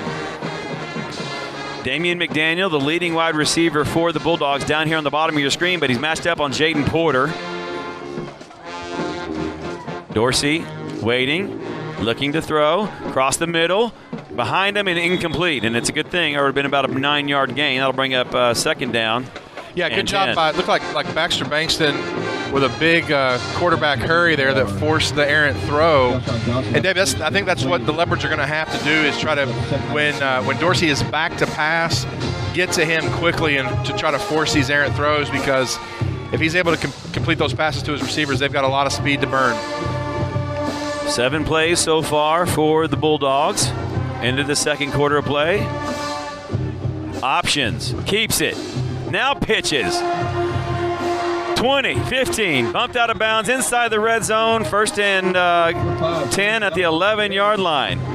So it looks like Terrence Allen in the backfield alongside Dorsey, and really he faked the pitch early and then went back to it after he passed the first Leopard defender and allowed Terrence Allen all the way down to the 12-yard line of Lorena. So the Bulldogs using their athleticism to get to the edge and then testing the Leopards vertically as well. 11:05 on the clock here in the second quarter of play. Dorsey looking over the defense. Leopards all up in tight. Hands it off. Knocked down at the line of scrimmage. Andrew Britton finishes off what Kason Pitt started. Drew Britton and Colton Ferguson absolutely came in and gave it their best shot as we take a look at the CF Supply replay. Come in and drive Jamarcus Davis down to the turf for maybe a gain of a half yard, no gain on 1st down. That's what this Leopard defense is going to have to do is not allow Hitchcock to start running the ball, because then it really opens up the passing game. 5 wides, empty backfield for the Bulldogs as they face 2nd and 10 from the 11. They can pick up a 1st down. Dorsey steps up, he'll throw across the middle, ball there, caught, touchdown Bulldogs. Yeah, and it looked like they were able to get Kelshawn Johnson isolated on Braylon Henry, and just a little kind of an inside or outside in route allowed Johnson to get the inside release, and he makes the catch into the end zone for the touchdown.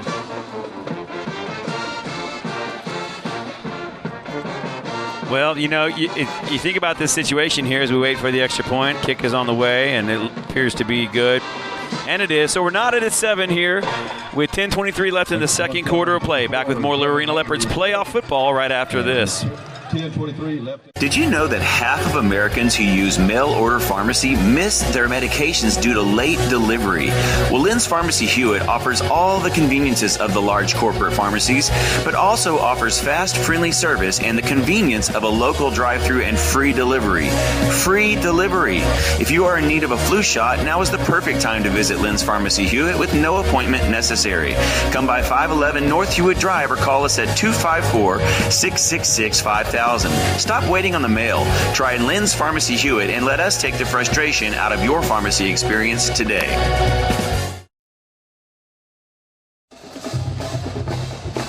All tied up at 7 here in Montgomery ISD Stadium. David Gibson and Jared Brown has watched your Leopards jump out first, and then after a turnover, Hitchcock goes the full length of the field. 9 plays, finished off by 11-yard TD pass. And we are tied at 7. That's your Toby's Autos Drive summary.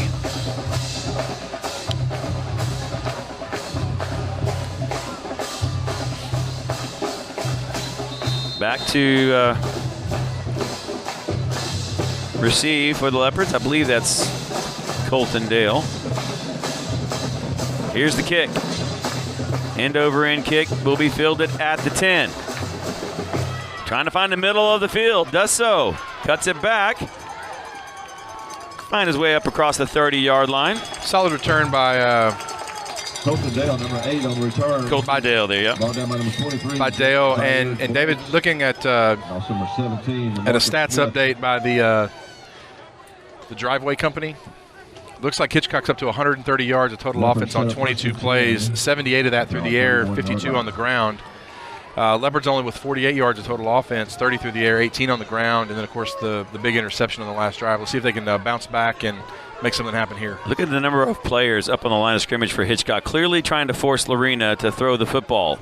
Hands it off to Porter. He makes the first man through miss, and then he'll be tackled for a loss. And, Jared, you can see the philosophy as the coach on the far sideline is super excited about it, but they're determined to not let the Leopards run the football. Right, I mean, there were upwards of 9 guys up within 2 yards of the line of scrimmage on that last play.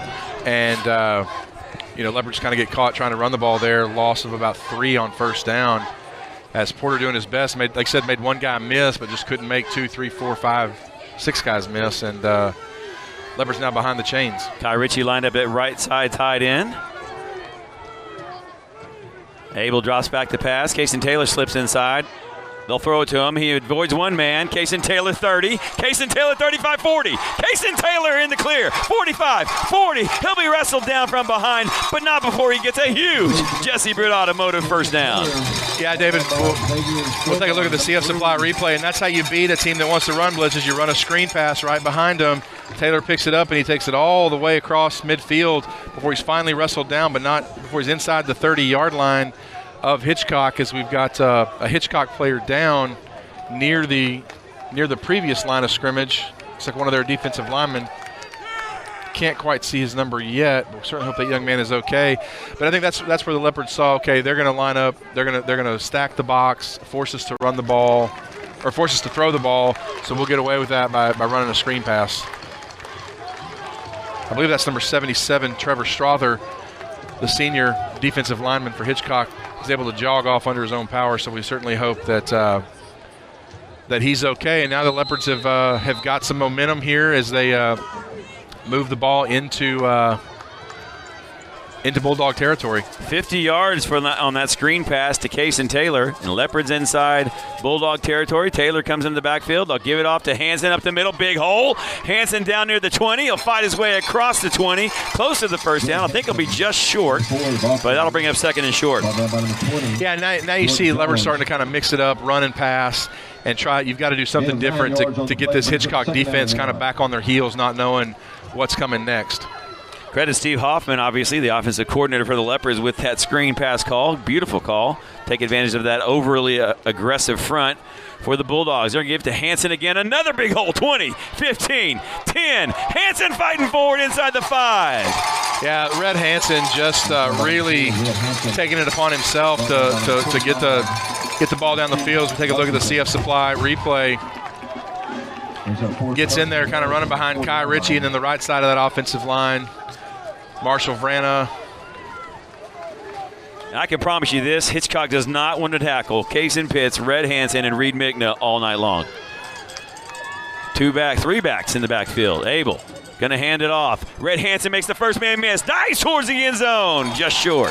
Yeah, and David, Lorena brought in 2 or 3 extra offensive linemen. So I'm looking out there. I see the usual 5, but you had Wyatt Jones. Gutshaw's also in there at tight end. And that's kind of who they ran behind as they're moving quickly. 7:48 on the Billy Kelly CPA scoreboard. Once again, handoff up the middle into the end zone. Touchdown, Leopards. And David, that was just good old smash mouth football. I know pregame we asked if the Leopards would ever kind of get back in the I formation power, some smash mouth power I football. Not necessarily the old I formation, but smash mouth football nonetheless, as Red Hansen takes it in for a Lynn's Pharmacy Hewitt touchdown to give the Leopards the lead. 6 plays, 5 of them on the ground. The only one that wasn't on the ground was a screen pass, so it might as well have been a run. Here's Nugent. His kick is on the way, and his kick is through the fork and good. Leopards go up 14-7. Back right after this commercial break with more Lorena Leopards playoff football, brought to you by Syntex Pond. We'll see you right after the break. Hitchcock 7. Syntex Pond boasts the highest quality customer service in the pond business. Syntex Pond loans more than the competition and has great retail prices on used goods. With locations in Waco, Temple, and now Hewitt, Syntex Pond is there when you need them. Visit 801 East Waco Drive in Waco or 1402 West Adams Avenue in Temple, and the brand new location at 520 North Hewitt Drive. Customer service, higher loans, and great retail prices. That's Syntex Pond.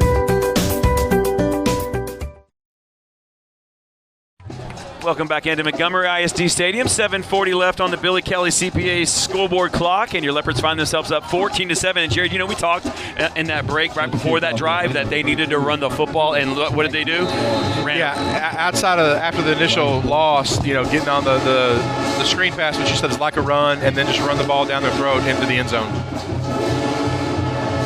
We'll get you a Driveway Company stats update here momentarily. Here's Connor Pewitt, swings his leg. Ball's going to go out of bounds. That'll draw a flag. Yeah, not what you want if you're the Leopards there, as Hitchcock will get the ball, I think, out of their own 35-yard line. So meant to give a drive summary before the break there. 6 plays capped off by the Rhett Hansen touchdown run. 5 of those 6 were on the ground. So the Leopards doing a great job running there. That's your Toby's Autos drive summary. Leopards fan motioned to the near side. Jared, it's interesting because Leopards travel extremely well. Huge, energetic fan base, but this is a big stadium, and we feel far from the field, and I'm sure the players to some degree feel that as well. From their fans, that is. Definitely, David. I want to remind you all, touchdowns this season brought to you by Lynn's Pharmacy Hewitt. Service you deserve from neighbors you trust. I want to thank Darby and Terry Wagner, the owners of Lynn's Pharmacy Hewitt, for sponsoring the broadcast again this year. Looks like some questions, I guess. So Hitchcock's going to get the ball at their own 30. I thought it was a 35-yard line. Kick out of bounds and give it to them at their own 30. Well, they'll start their third drive of the game. Dorsey, the Bulldog quarterback, has it. Fakes the pitch. Throws a screen pass himself. Intercepted by the Leopards. On the ground, intercepted. That's Camden Brock, who was laying on his back. The ball was overthrown just a little bit, and you had Gutshaw kind of leap up, and Camden Brock just picks it out of the air, falls down. What a huge play by Camden Brock. Yeah, laid out. While he was laying on the ground, he laid out. Incredible catch there by Brock. And makes the catch, and huge turnover for Lorena as they now get the ball. 7:34 left to go in the second quarter at the Hitchcock 29-yard line. Second time this game they've gotten the ball inside the 30 to start their drive. Pressure from the edge, handoff, Mickna, some room, 25, Mickna stiff arm, 20, 15, 10, Mickna going for the end zone, he got it, touchdown Leopard. Reed Mickna doing what Reed Mickna does as he goes in for the 29-yard touchdown run, including a huge stiff arm as he got out there on the sideline that makes the big cut back in. And David, we love those one-play drives, which can really, now back-to-back touchdowns by Lorena as Cole Nugent on to attempt the extra point. Snap is down, hold is good, kick is up and through the fork. Leopards now extend their lead to 21-7 on the Billy Kelly CPA scoreboard after the big Lynn's Pharmacy Hewitt touchdown run by number 20, the senior running back, Reed Mickna. Well, Reed just with a tough. I'm telling you what, these guys. This is why they came out in the game in the defensive game plan that they did. You cannot let Reed Mickna, Rhett Hansen, any of the running backs, Cason Pitts, Cason Taylor. It doesn't matter who. You can't let them get started. And if you do, you're in a world of hurt. It's going to be the easiest Toby's Autos drive summary of the night. One play, 29 yards, a 29-yard touchdown run by Rhett Hansen. By Reed Mickna. And I think we're still trying to get the Driveway Company stats update. I think we're missing one pass play, the screen pass to Cason Taylor for 50 yards. So if we add that in there to the Lorena rushing total, they're now up to 147 yards total offense.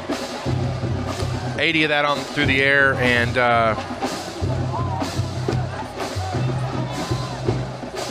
67 on the ground.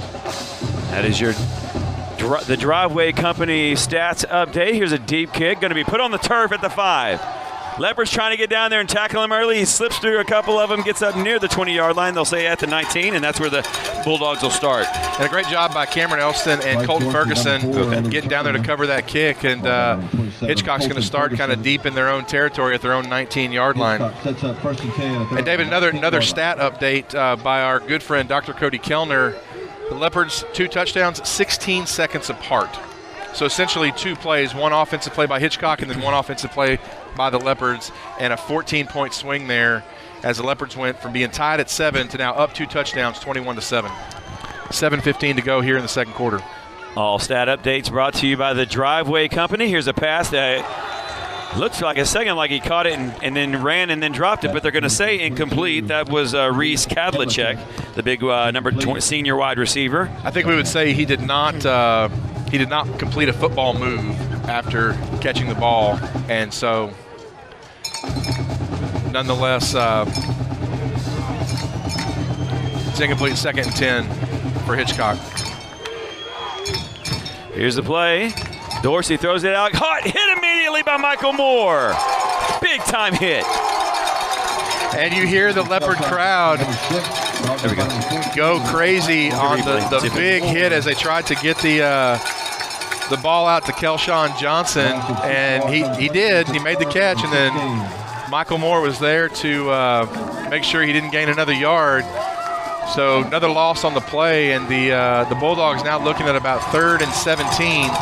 Deep in their own territory. Pretty obvious that the Bulldogs do not want to challenge the Leopards up the middle. Pretty much most of their offense so far, either downfield or to the edges. And the Bulldogs who were there that time, led by the big Michael Moore. Here is a play. Dorsey looking to throw. Now he'll take off. Try shoot. Ball's on the turf. Flag down. Leopards pick it up. Touchdown, Leopards. And what a turn of events, David. So that's going to go down as a butter my biscuit sack. There is a flag on the play. Personal foul face mask against Lorena. Oh, that'll negate the huge play there by Jaden Porter, which would have been a touchdown. But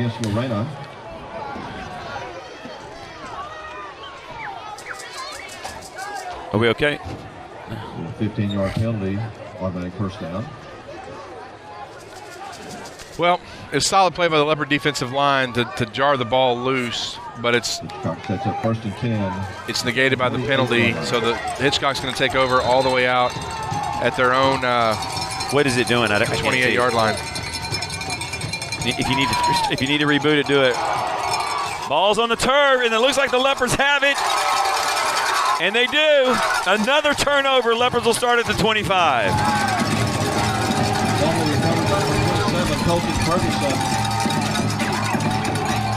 David, just a great job forcing a turnover there, and it looked like Rhett Hansen was able to hop on it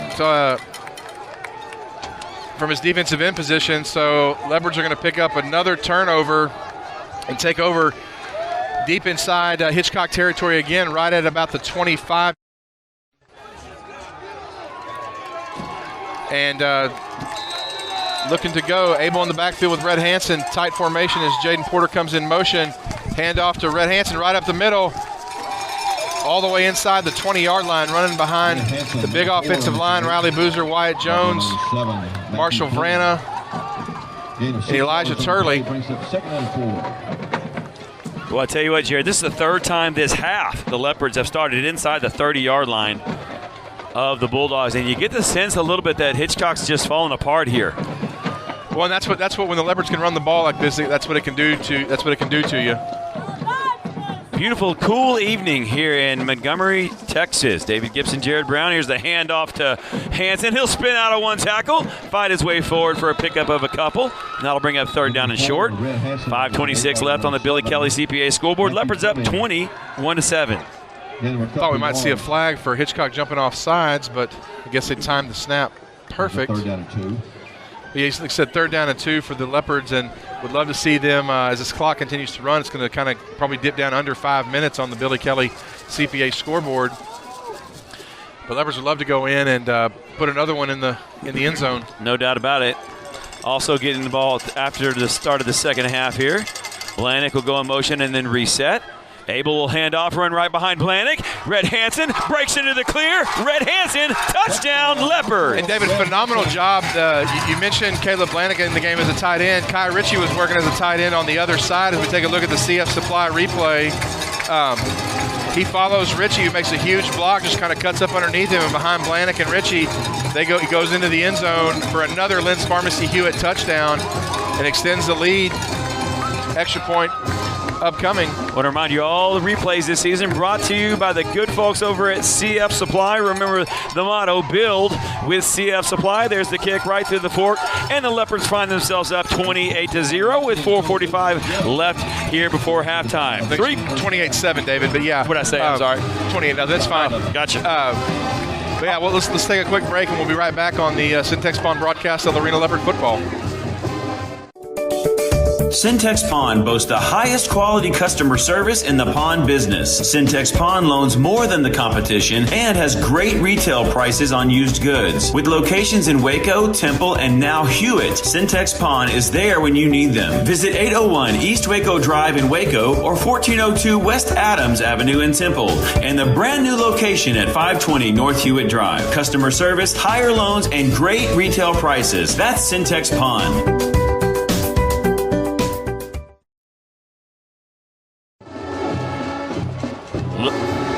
Leopards up 28-7 here in the second quarter. Jared, let's go to the Driveway Company stats update. Well, looking right now, you've got Reed Mickna, 2 rushing attempts, 43 yards and a touchdown. Red Hansen, 6 rushing attempts, 37 yards and a touchdown. Jaden Porter, 2 rushing attempts, 4 and a touchdown. That's for him as well. Brought to you by the Driveway Company, your one-stop opportunity for concrete repair and maintenance needs. Here's the kick. Deep, beautiful kick. Going to be caught all the way down to the 3-yard line. Right up the middle, slips past the first wave of Leopards, trying to get around Braylon Henry. He'll get past him, but he won't get past a ball comes out there at the end. The officials are going to say he's down, though. They'll take over right about the 26-yard line, looks like. And I did Red Hansen a disservice on that last the Driveway Company stats update. He now has 7 rushes for 54 yards and 2 touchdowns. Gotcha. I forgot to add this last touchdown in there, but just a phenomenal job.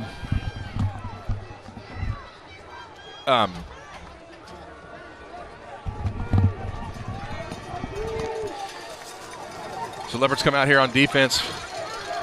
Here we go. Once again. Dorsey throws it out on the flat. The feet of his intended wide receiver incomplete. Porter tries to go dive on it, but it wasn't backwards. So good hustle there by Jaden, though. That was intended for Kadlicek. Well, I think the pass was intended for, I'm not sure if that's Xavier Scouron on number 3. Believe so, for Hitchcock, and the ball was just thrown at his feet. It bounced through all the way to Kadlicek. And David, the Driveway Company stats update. The Leopards now with 171 yards of total offense, 73 passing, 98 rushing. So just phenomenal job there on that last drive to run the ball in the end zone. Dorsey's under pressure, throws across the middle, caught near the first down, and I think they're going to spot it ahead of the marker. That was Kadlicek that time, and terrific target there. That Kadlicek, a huge tight end there, wide out. Wherever he happens to be lining up, that'll be first down Bulldogs. And you know his hands are stinging as Christian Dorsey really spun that one and threw it with some hot sauce on it.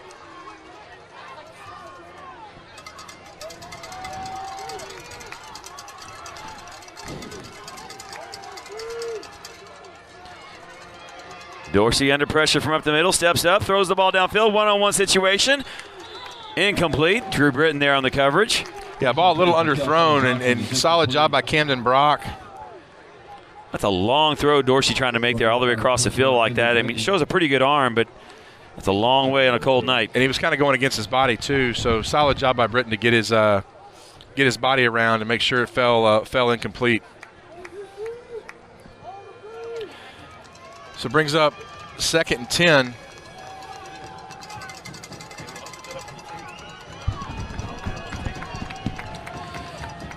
Second and 10 for Hitchcock. Dorsey's going to take the snap. He's going to run option left. He's going to keep. Looks to pitch and then cuts it up inside all the way out past the 45-yard line to the 46. It's going to bring up third and short, maybe a yard as the Leopard defense is able to corral him, but not before he gains 9 on 2nd down.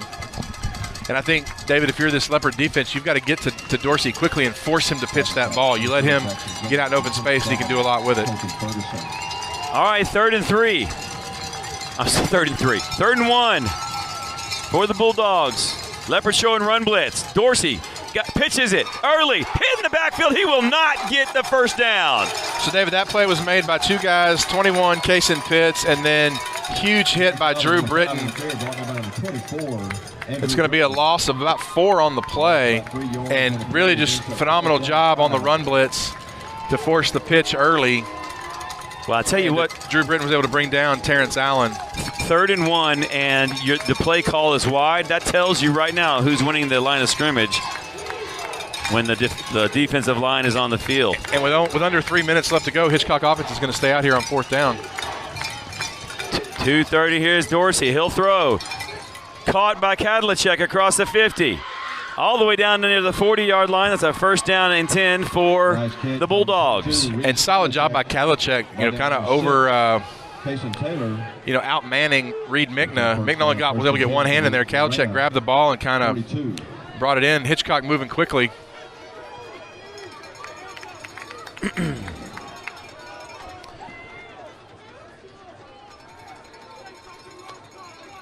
Here's the quarterback looking to throw. Far sideline. Again, a one-on-one situation. Incomplete. Nearly hit Michael Moore in the back, and Michael celebrates, and he should. Yeah, absolutely. Good job by Michael Moore keeping inside coverage that entire time and just really kind of cutting off the receiver from the ball. Pass is incomplete. Brings up 2nd and 10. I believe that was number 6, Kelshawn Johnson out there. 2 minutes left to go. Leopards up 28-7 here in the 2nd quarter. Well, you get a little bit of a sense, Jared, why this team finished 4th and maybe not a little higher. Their ceiling at times, it looks pretty explosive, but then you see some of these mistakes and a lack of efficiency, and you can see why maybe they don't click on offense all the time, and that's really what they would need. Incomplete pass there on 2nd down. Will bring up 3rd down and 10. Clock will stop at 1:57 here before halftime, and Leopards with a chance maybe to get the ball back here and score again before halftime. I think if you're Lorena, the big thing is kind of bend, don't break. You want to avoid the big plays, and they've given up some big plays there to Kadlicek on 3rd down or 4th down on the previous 4th down. So just again, do everything you can to make them snap it again. Here we go, 3rd and 10. Fans on the near side rumbling the bleachers. Dorsey looking to throw. Far sideline, one-on-one. Man there, incomplete, knocked away by Colton Dale. There is a flag down. Oh, I don't know about that. Certainly looked like they were both making a play on the ball. I think Dale may have had his hand a little bit on the jersey, but yeah, it's hard to see from here. I don't know how the official was able to see that from his position, but it looks like it's going to be a pass interference call nonetheless. And again, if you're the Leopard team, so you give up 15 yards here on a pass interference penalty, that's okay. The main thing is you keep them out of the end zone.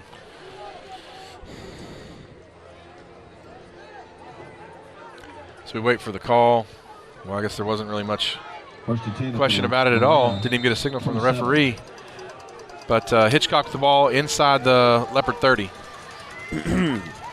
Kadlicek lined up in the backfield. Dorsey points to his man in the slot, communicates. Now a man comes in motion. Dorsey steps up, throws the ball, one-on-one, incomplete. He took a big hit from Joe Gutshall. Joe said, hey, by the way, I'm still here, right? Yeah, this Leopard defensive line, they're able to get to Dorsey, but credit the Hitchcock signal caller for standing in there and taking those big hits and popping right back up. So 2nd and 10 from the Lorena 27-yard line, call it, 28. I don't know if it's the temperature or what. We're having a little bit of equipment difficulty here in what we'll call the booth. Dorsey, 2nd and 10, looking to throw. They've really abandoned the run here lately. Throws it incomplete as he was under heavy pressure once again by Joe Gutshall. And Joe Gutshall says, it's good to see you again. Yeah, they got to know each other a little bit better. Also, Baxter Bankston in there kind of pressuring him, which turned him back into Gutshall. And Dorsey's able just to kind of throw the ball away. But 3rd and 10 now from the 28-yard line. As again, the Leopard fans start to rumble the seats. I'd like to thank everyone for tuning in. If you couldn't make the trip down here to Montgomery, which is about 30 miles east of Navasota, right here near Lake Conroe. 1:35 on the clock. Leopards trying to get the ball back and see if they can't do something again. Dorsey has it, rolling to the near side, getting pressure up the middle. He'll step up, and now he'll run inside the 20, inside the 15, still on his feet. Makes a few more Leopards miss, and then finally driven to the turf well inside the red zone. How that's not a block in the back, I don't know. As I don't remember his number, but somebody came in and hit Jaden Porter right in the back as he's making the tackle. But it's going to be 1st and goal for Hitchcock. 1:23 left, and there we saw, David, Christian Dorsey's escapability and ability to run with the football. And the Bulldogs come to the line of scrimmage. Lots of different looks here tonight on offense. Dorsey looking to run. Bankston's there. A couple other Leopards are there. They'll knock him down around the 5-yard line. 2nd and goal. Again, 3 yards on the play. Again, you want this clock to keep rolling as we're under a minute now in the first half. Ball down number 14, Michael Moore. And I'm kind of surprised that Second goal from the Leopards 5-yard line. Hitchcock still with 2 timeouts left. They're not taking one there. So a chance to really, get back in the ball game, if you will, here by the Bulldogs. Dorsey's on a keeper up the middle. He will run into the end zone. Touchdown, Hitchcock. Touchdown, number 8. And clock will stop with 22 seconds.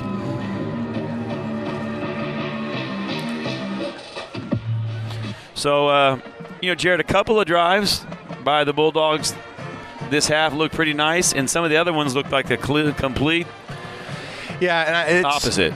It's interesting because when they've forced Dorsey to throw the ball, he's made some errant throws,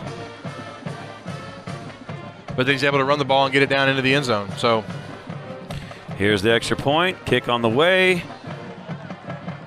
and the kick is good. So we'll go to a commercial break with 22 seconds left here before halftime. Leopards up 28-14. Right back with more of the Syntex Pond broadcast right after this. 22 seconds left in the first half. Your score, Lorena 28, Hitchcock 14.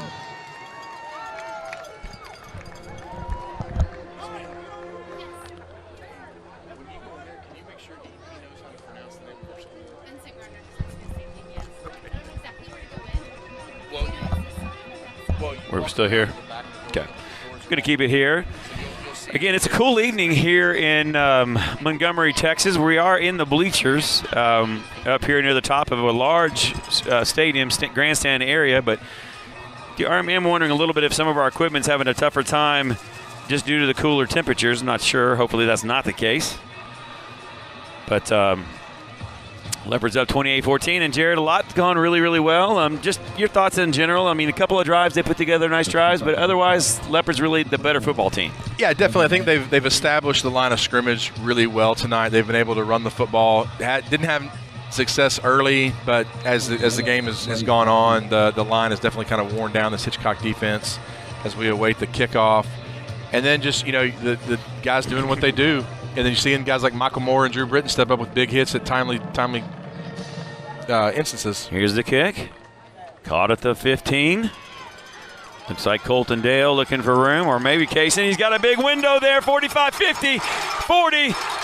Out of bounds at the 30-yard line. That's Colton Dale. Now returned by number 8, Colton Dale. By number 12. Yeah, just phenomenal job by Dale. Was looking at the CF Supply replay, and he follows his guy just over to the left side and takes it all the way down to the Hitchcock 29-yard line with 12 seconds left to go. We know Abel's got the arm to throw it in the end zone, so maybe this is where you could see something interesting from the Leopards. They still have all 3 of their timeouts, David, so look to try to get – I would like to see them try to get the ball maybe closer inside the 20 if possible and allow Cole Nugent a chance to kick a field goal. Here we go. Porter's at the top of your screen. Kaysen Taylor and we're going to have a timeout. And going to be timeout Hitchcock as they feel like, terrific job there by Taylor. Just a nice job blocking by the Leopards kick return team there as they really sealed off that right side. And then Taylor just Colton Dale just raced across the field and used his speed. And so good combination there of the two there between the blocking and the running, and that gets Lorena a great start. And once again, another time of starting deep in Bulldog territory tonight. David, just looking at the stats here, I want to give another the Driveway Company stats update. Hitchcock has now run 39 plays in the first half. 183 yards of total offense, but 39 plays. The Leopards have run 16. Wow. For 171 yards of offense, but the Leopards have a 2-touchdown lead. Crazy game. Crazy game. Ball at the 29-yard line. Again, that's the 4th or 5th time, I believe. 4th time inside the 30. 5th time if you want to put it inside the 31. So here's a handoff. Migna right up the middle, 25-20. Migna dances around. Migna down inside the 10, down to the 11. 6 seconds on the clock. And David, that's exactly what we wanted to do. Is get the ball down deep and see if they can maybe go in and try to kick a field goal right here before halftime. So Leopards call the timeout, and just a great job as Hitchcock had about 4 guys 20 yards off the line of scrimmage. Jared, if I'm reading the tea leaves right, Cole Nugent just came into the huddle and is next to a coach, and I think you're going to see the first attempt at a field goal since Academy. Week 2 or something. It's been a long time. Week 4, or actually, I guess Week 5 was the first. So the first district game against Academy. Yeah, and Nugent had only been on the roster for 2 weeks, and so kind of got thrown in there to attempt a field goal late in the game, and unfortunately didn't make it. But I think now is the time. No, they're going to send the offense back out. I think maybe to try one more. 6 seconds, you got to kick. One more play, or maybe get it to an area where take one throw at the end zone, or what here? Or just see what happens. Oh, find out. Red Hansen's back there. I know he can take it the distance. Abel has it. They give it to Red right at the middle. Big hole. Red towards the goal line. Touchdown, Leopards. And David, I guess this credit Coach Steve Hoffman and Coach Ray Biles for deciding, hey, we're going to stick with our offense. They think they saw something there, but we do have a flag down. It's going to be holding against the Leopards. Well, of course it is. And that's going to be interesting because there were definitely two seconds left on the clock when he went into the end zone. The clock is showing zeros now. They're going to need to fix this because that'll take the ball back to about the 21-yard line. Are they going to call the half? I don't think they can call the half. There was definitely time left. It looked like to me he just waved it off. There's definitely time left on the clock. Well, they got the football and they're walking to the sideline. I think they just called halftime. And if you can see the coach for Hitchcock out on the field waving his team, hurry, get to the sideline and let's get out of here because Coach Biles wants an explanation as well. Definitely the half can end if you have an offensive penalty, But there were still seconds on the clock. There's no way that took 6 seconds. I can tell you that right now. Red Hansey could crawl 11 yards in 6 seconds. But I mean, there were 2 seconds left on the clock, and if this is the end of the first half, Coach Biles is. In fact, he turned around. He turned his back on the referee as he was trying to explain to him this is going to be the end of the first half. Wow. And David, tell me when you've ever heard a group of fans booing when their team was leaving with a 2-touchdown lead at halftime. Well, you know what? But I don't blame. You're right, obviously, but I don't blame them because that's a clear clock error. There is what that is, and it took a chance for the Leopards to get more points on the board. And even though the game seems well in hand right now, you never know. So it's one of those things where that's going to cost the Leopards a little bit. Hopefully, not too much. They'll get the ball to start the second half. And well, it should be interesting to see because I mean, obviously, if that touchdown counts there, I mean that's a backbreaker. Yeah, sure is for Hitchcock with the chance to really drive the nail in the coffin right after halftime, right? But still, the opportunity to not put points on the board there. I mean, you don't know if 3 points is going to make a difference in this ball game, but obviously Hitchcock's going to make some adjustments. The Leopards need to make some adjustments, and it's going to be a very interesting second half. Well, it is definitely halftime here. Time for our H&M Landscape and Sprinkler halftime show. Leopards up 28-14. We'll go ahead and take a commercial break and come back with the H&M Landscape and Sprinkler halftime show right after this. You're listening to the Syntex Pond broadcast of Lorena Leopards playoff football. Back right after this. For 40 years, CF Supply Inc. has been serving the interior commercial construction industry needs of Texas. We are a quality supplier of drywall, metal framing, Armstrong acoustical ceilings, joint compound, and commercial wood and metal door openings. We are also a proud distributor of major brands such as Armstrong Ceiling Systems, Schlage, Von Duprin, Sargent, Corbin Russwin, and LCN. Contact CF Supply Inc. today for all of your interior construction needs. You'll find us online at cfsupplyinc.com. Build with CF Supply. Landscape and Sprinkler is your one-stop shop for turning your dream vision for the environment outside of your home or business into a reality. From laying sod and installing sprinklers to the finer beautifying touches and year-round maintenance, H&M Landscape and Sprinkler can do it all. Whether you are looking to sell your home, attract more customers, or beautify your home to enjoy with family and friends, H&M Landscape and Sprinkler has the skill and expertise to get the job done just the way you want. Visit them online at hmlandscapeandsprinkler.com or call 254-732-6818. That's H&M Landscape and Sprinkler. Recently discovered Bankston's when I was hanging out with my dad. We came by. Being a huge fan of most anything nerd related, I came in, saw the collectibles, and kind of lost my mind a little bit. Bankston's has most every franchise that I can think of. Collectibles for everyone from high-end spenders down to people who are just there to look for comics.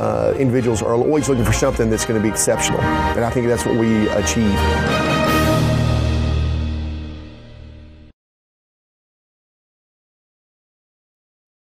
Games, sports memorabilia, and collectibles have to do with the best morning menu in the great state of Texas?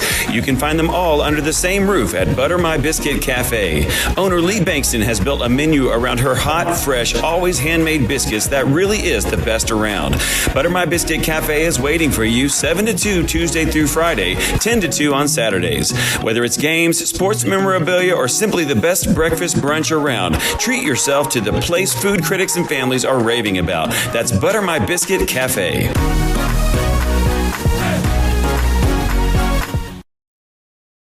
Driveway problems?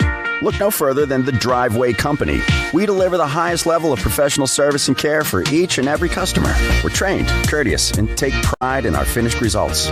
If you have a driveway, patio, pool, or other concrete problem, do what hundreds of other customers have already done. Trust the experts and schedule an appointment today to find out what the Driveway Company can do for you.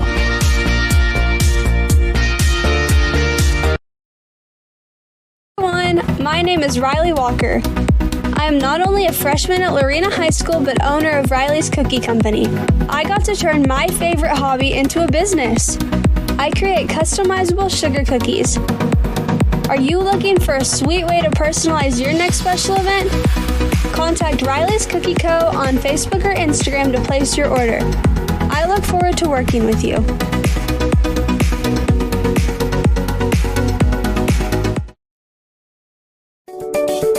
Syntex Pond boasts the highest quality customer service in the pond business. Syntex Pond loans more than the competition and has great retail prices on used goods. With locations in Waco, Temple, and now Hewitt, Syntex Pond is there when you need them. Visit 801 East Waco Drive in Waco or 1402 West Adams Avenue in Temple, and the brand new location at 520 North Hewitt Drive. Customer service, higher loans, and great retail prices. That's Syntex Pond.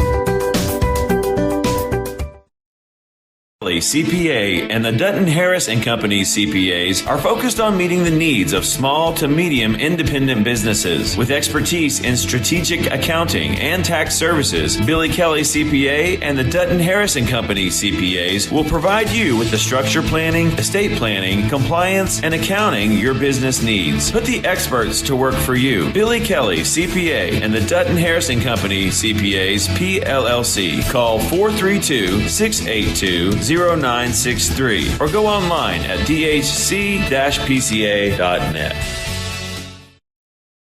When did you come back?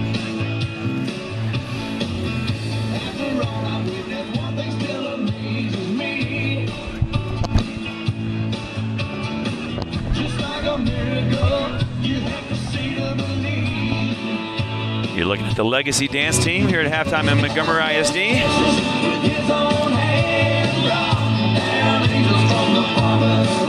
And David, I think that's one of the things that sometimes we take for granted is that it's not just more opportunities for the football team to play, but it's also another opportunity for the band to march and for these lovely ladies of Legacy to perform as well. So always motivation to keep playing. No doubt about that.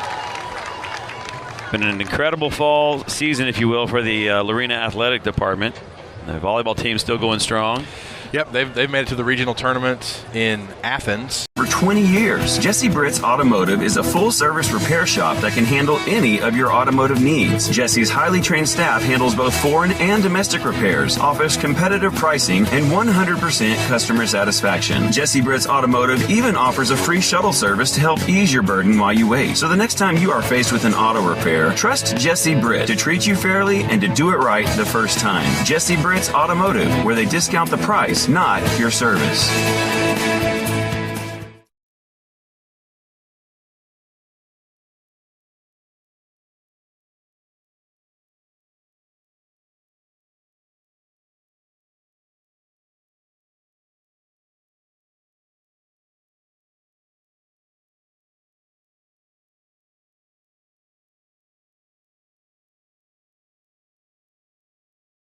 For 40 years, CF Supply Inc. has been serving the interior commercial construction industry needs of Texas. We are a quality supplier of drywall, metal framing, Armstrong acoustical ceilings, joint compound, and commercial wood and metal door openings. We are also a proud distributor of major brands such as Armstrong Ceiling Systems, Schlage, Von Duprin, Sargent, Corbin Russwin, and LCN. Contact CF Supply Inc. today for all of your interior construction needs. You'll find us online at cfsupplyinc.com. Build with CF Supply.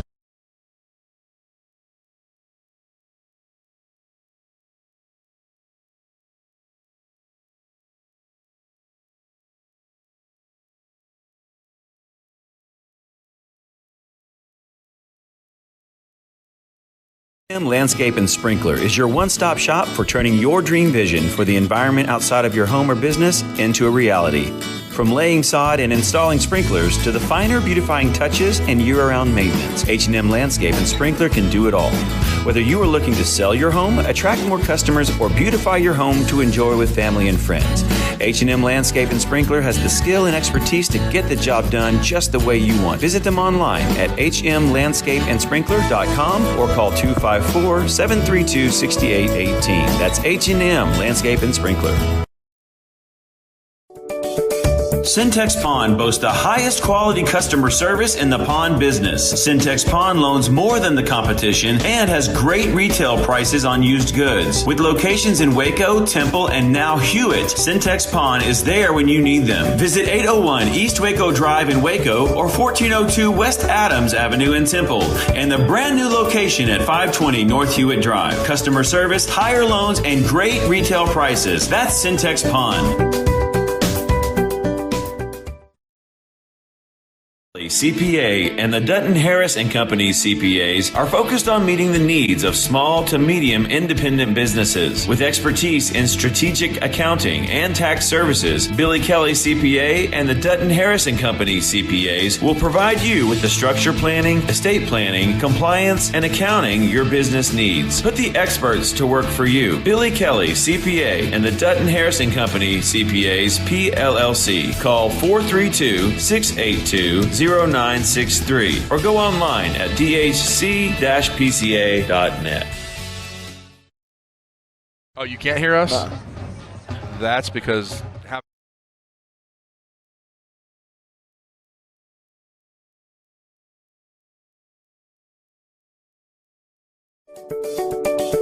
Syntex Pond boasts the highest quality customer service in the pond business. Syntex Pond loans more than the competition and has great retail prices on used goods. With locations in Waco, Temple, and now Hewitt, Syntex Pond is there when you need them. Visit 801 East Waco Drive in Waco or 1402 West Adams Avenue in Temple and the brand new location at 520 North Hewitt Drive. Customer service, higher loans, and great retail prices. That's Syntex Pond.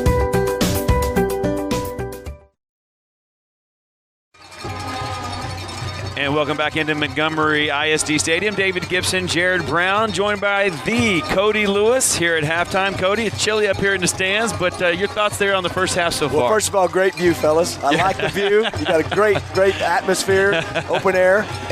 But first, I got 3 words for you. Run, run, run. Yeah, that's exactly run right. the football. I mean, we're in a position here where this team cannot stop Lorena's run. Yeah. So there's really not any reason to show them anything else. Show anybody else around the state anything else that you can do. No, exactly right. And we saw them line up. They put, like 9 guys almost within 2 yards of the line of scrimmage, and they tried to run outside with Jaden Porter, which was dropped for a loss, and we come back. I thought the brilliant play call on the screen pass to kind of use their aggression against them. And then ever since then, it's been just smash mouth football. And I think the best thing that we can do is stay in our basic set. 2 wides to the right, single to the left, single back set. It spreads their defense out, and their guys up front cannot man to man with our guys. And so it leaves a multitude of holes for our running backs to pick. And as you've seen, they're at times 5, 6, 8 yards down the field before they're even touched. And I was going to say that it's not like we've had to make them pay through passing either. So I mean, we haven't hurt them so where they've had to. It's just we're just running. I mean, we're just running the ball. And the only way that quarterback can hurt you is by being on the field. Yeah. And if we're running the football and controlling the clock, he can't do anything to hurt us. It's almost like you listened to the pregame show, Cody. So certainly want to take a moment to say hi to everybody that couldn't make the trip. Obviously, David, you mentioned basketball starting up, so we had some folks who were staying in Lorena for basketball games. So to the big group at Mayberry's, we want to say hello. Thanks for listening. Hello to Eric Strelsky and everybody with the Lorena Athletic Association. Appreciate all they do and that they've done for us this year. Absolutely. Well, there's people all over Lorena and places that are watching, listening. Yeah, I mean, I know somebody from Colorado, a buddy of mine, Kyle Hurst, listening and watching, and so just And Cody, didn't you say somebody from Florida last week? Yeah, Lane Bryant's down in Florida. Yeah. Scott Browder is out towards Lubbock and Levelland. Levelland. Yeah, he's in Levelland. He's LL as well, Levelland Lobos. And he's out there, and this is a way he can keep track of his leopards. So great job. Again, Leopards up 28-14 as we're going to start this third quarter, and I think it's, hopefully it's going to be kind of a broken record. Reed run right, Rhett run left. Colton Dale back deep for us, for the Leopards. And, it's a little basic, but I bet they don't kick if it to him again. It works. I'd be really okay if the clock just continued running. Onside kick to start the second half. Nice. And Leopards are there to cover it up. Who was that, Braylon?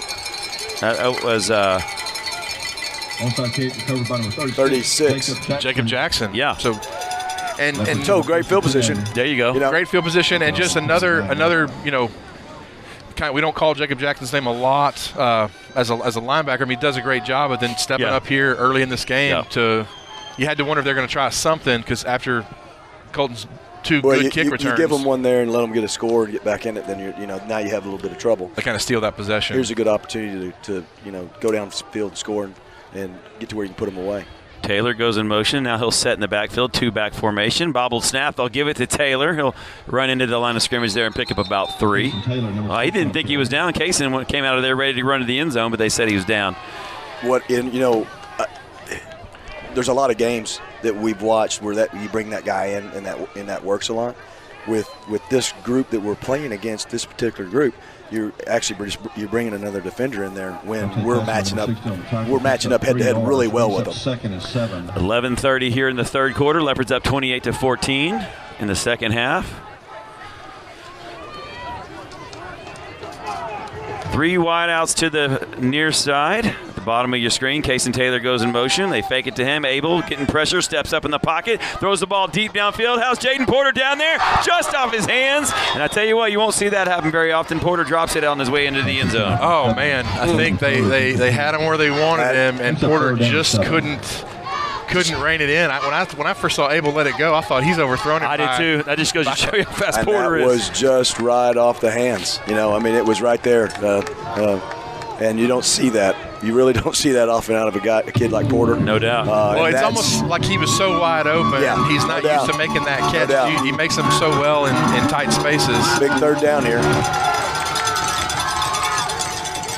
Handoff right up the middle, big hole, Migna up, first down, Leopards inside the 40. And it's one of those cases where we're just whipping them up front. And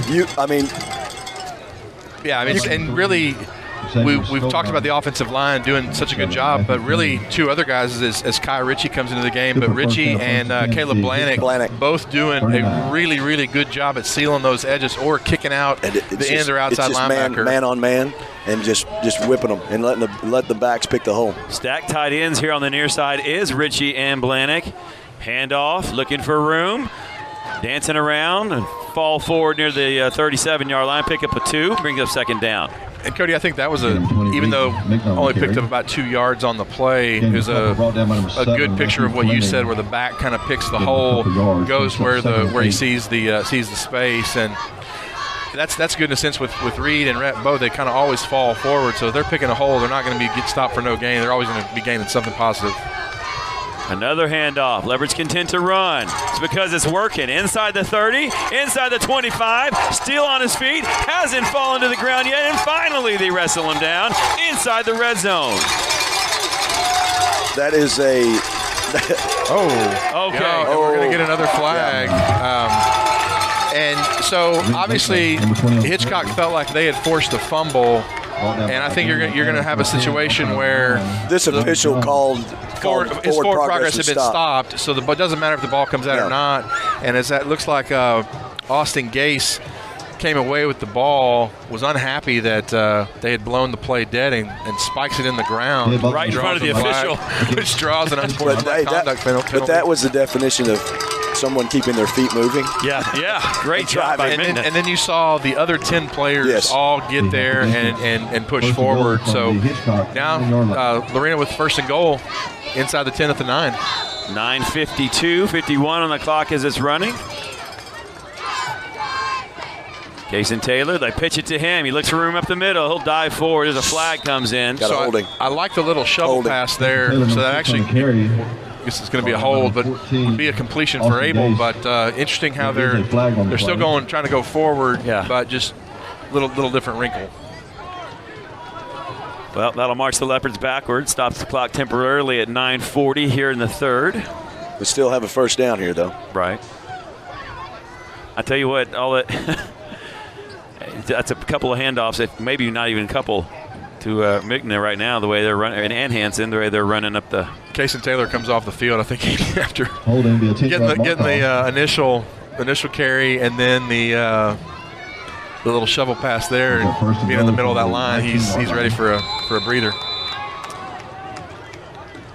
But yeah, it looks like double tight on the right, David, with Kai Ritchie and interesting stack that way too. Now Blanick will go left. Hand it off to Migno, run right behind Blanick, right up the middle. Big push by that offensive line. He's inside the 20. Inside the 15. We got some fighting going on there.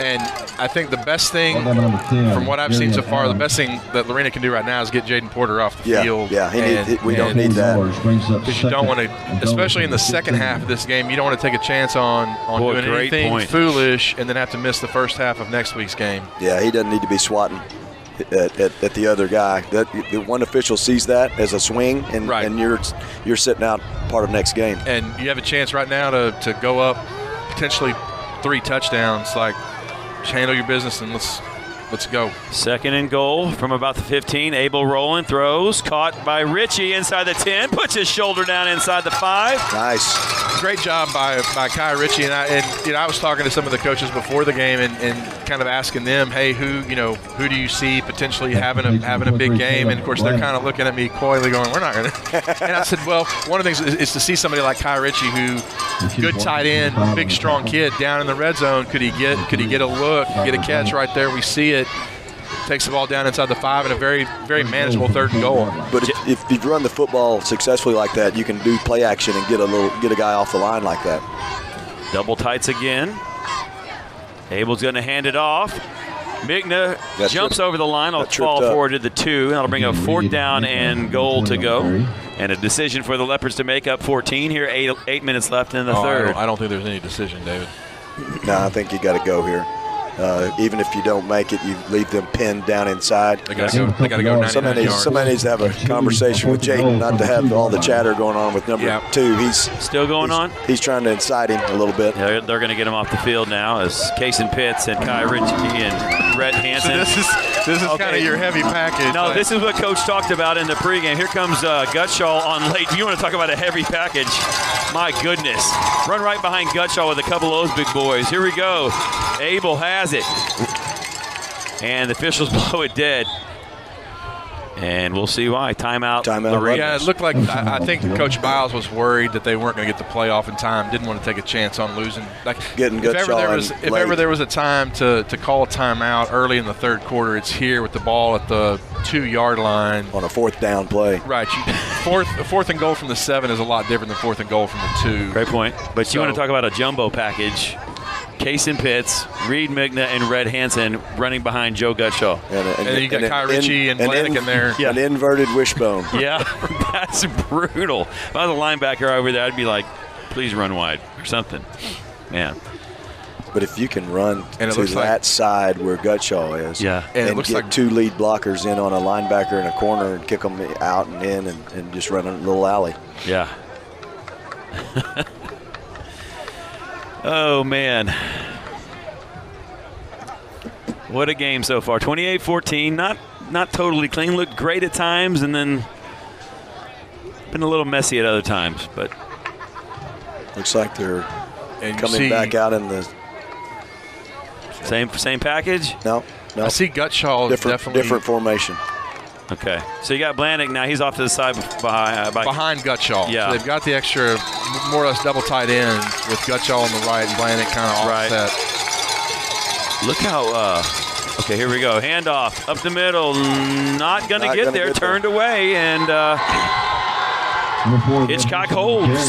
Hitchcock holds. And I almost wanted, right when they snapped it, you saw everybody kind of crashing down. You almost wondered if Abel could have pulled that. Well, that's what I was talking about. By having the tight end and the H-back in there, you actually invite more defenders in. If you go 3 and 4 wide, and where it's just 5-on-5 up front, we really are better. You think they win that fight? Yeah. Yes.